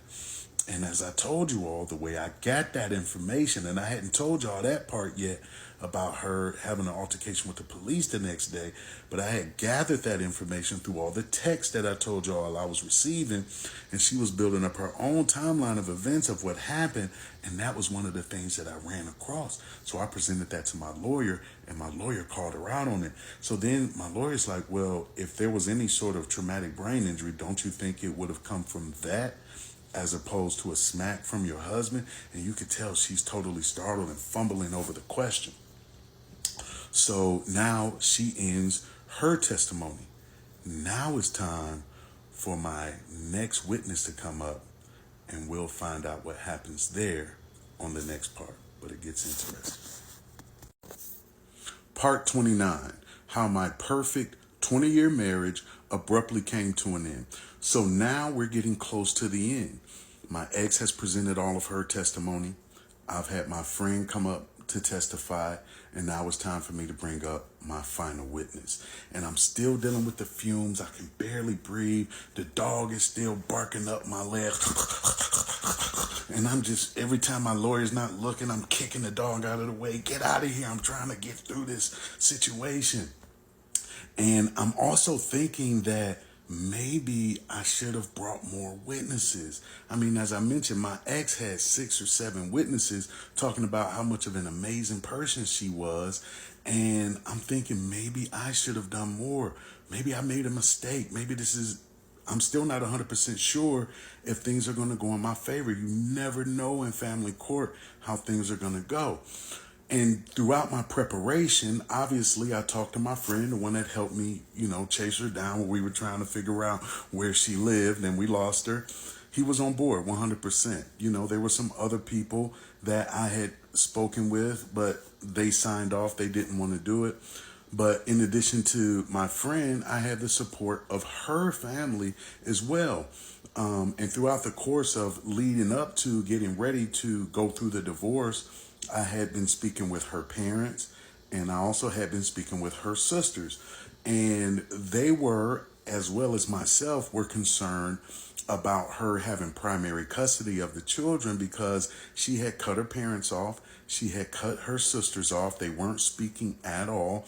And so we wanted to make sure that the children would have a great relationship with their grandparents and their aunties. In addition to that, we all understood the history of mental health issues, all the drama that we had been through. So there was also concern about my ex having primary custody as well, aside from her probably trying to make my life a living hell if she had primary custody of the children. So now the judge is calling up my last witness. And when my lawyer's preparing for the Zoom, okay, go ahead and bring up your final witness. Let's go ahead and get the Zoom set up. Let's get let's get this person brought in. And so we're getting it set up. Boom. Then pops up on the screen her sister from Baltimore. And the judge says, who is this that we're bringing on? And my lawyer says, oh, it's her sister, Your Honor, because they look like twins. And throughout the process of leading up to the divorce, we had agreed that her sister would testify on my behalf. And so now we got her sister staring on the screen, looking at my ex, and the judge is like, I don't think I want this testimony. I think I'm ready to make a decision. But my lawyer's kind of not paying attention. She's going through her notes, looking for what questions she wants to answer. And then the judge says again, like, I think I'm ready. I don't think we're not going to do this. I think I'm ready to make my decision. But then my lawyer fires off a question. Yes, ma'am. Has your sister had a history of mental health issues? And then her sister responds, yes, she's had a history of mental health issues. And then the judge says, stop. That's it. We're not going to do it. I'm ready to make my decision. We don't need the sister anymore. Let's go ahead and get her off of the Zoom. I'm ready to make my final decision. I don't need any more testimony from her. And we were shocked, like, wow, what just happened? Like, she didn't even get to give a full testimony. Now the judge is saying he's going to make his final decision. And my heart is racing because I'm still not certain what's going to happen. But we get the judge's final decision coming up next. Part 30, how my perfect 20-year marriage abruptly came to an end. So here we are. The woman that I've loved for 20 plus years, that I had so many wonderful memories with, it all comes down to this. One decision and it's over. This is the end. And I'm thinking to myself, did I do the right things? Did I make the right moves? I know I made some mistakes along the way, but I'm thinking to myself, I'm really hoping that things go in my favor because I had always said that if I get the children, it's going to be better for both of us because I'm going to make it as easy as possible for her as far as co-parenting is concerned, while I felt that she would make it as difficult as possible for me. So I'm definitely hoping that things go in my favor, but you never know at this point. But I'm just hoping that I put myself in the best position and that I've presented the best case that I possibly can. And the judge is now, he stopped all testimony abruptly, and he's ready to make his final decision. And I'm thinking, is it going to be me? Is it going to be her? At this point, I'm still not confident that I've done everything in my power for things to go in my direction. So I'm still nervous at this point. And the judge is ready to speak. And before he speaks, he reminds us, and he says something to remind us of what he said at our first hearing, is that things don't always go the way you think they're going to go. And then this is what I think I'm hearing as he starts to speak. He says, child support to the mother expanded SPO. And then he said some other things that kind of went over my head, because at this point I'm focused and I'm looking at the screen, but I'm stunned. It's like, I don't know exactly what's happening. And when he said child support to the mother, or at least that's what I thought I heard, I'm thinking, does that mean I have to pay child support and she gets the children? What does that mean? But then after he says all this, he lays his gavel down. Pow! That's his final ruling. And I'm just sitting there staring at the screen. I'm not moving because I really don't know what happened. And then my lawyer takes her cigarette, smashes it into the ashtray that's piled a mile high, and throws her hands up and says, "You won. You got the kids, and she has to pay you child support." And I was thinking, what? I did? And she's going on, and she's hugging me. She's excited. And now realizing that I've won, it's hard for me to get excited because I immediately think, does anyone really win in these kind of situations? I mean, because my family's been torn apart. The woman that I love for 20 plus years, we're not together anymore. Our marriage and the life that we've lived is over at this point. And so it's bittersweet. I can't really get excited. You know, I'm telling my lawyer, you know, I'm grateful that things have went in my favor. I wanted the children and have a relationship with both sides of the family. So I'm grateful that that can happen. I'm going to make it as easy as possible for her as far as co-parenting, and try not to make it difficult for her or for either of us. But I can't look at it as a win. I can't get excited about my family being torn apart. And it's interesting because the fate of your family is decided when you're going through a divorce, is decided by someone in a gown and a gavel that gets only a slither of information as it relates to who's in the best interest to take care of the children. And in just one final decision, you just have to go with it regardless of how anyone feels. And so I leave, and I had found out later on that she cried after the Zoom went off. And I can understand where she would have pain as far as that's concerned. And I would learn in future time, now that I have the children, that being a single father would prove to be difficult as well. But in the end, that's how my perfect 20-year marriage abruptly came to an end.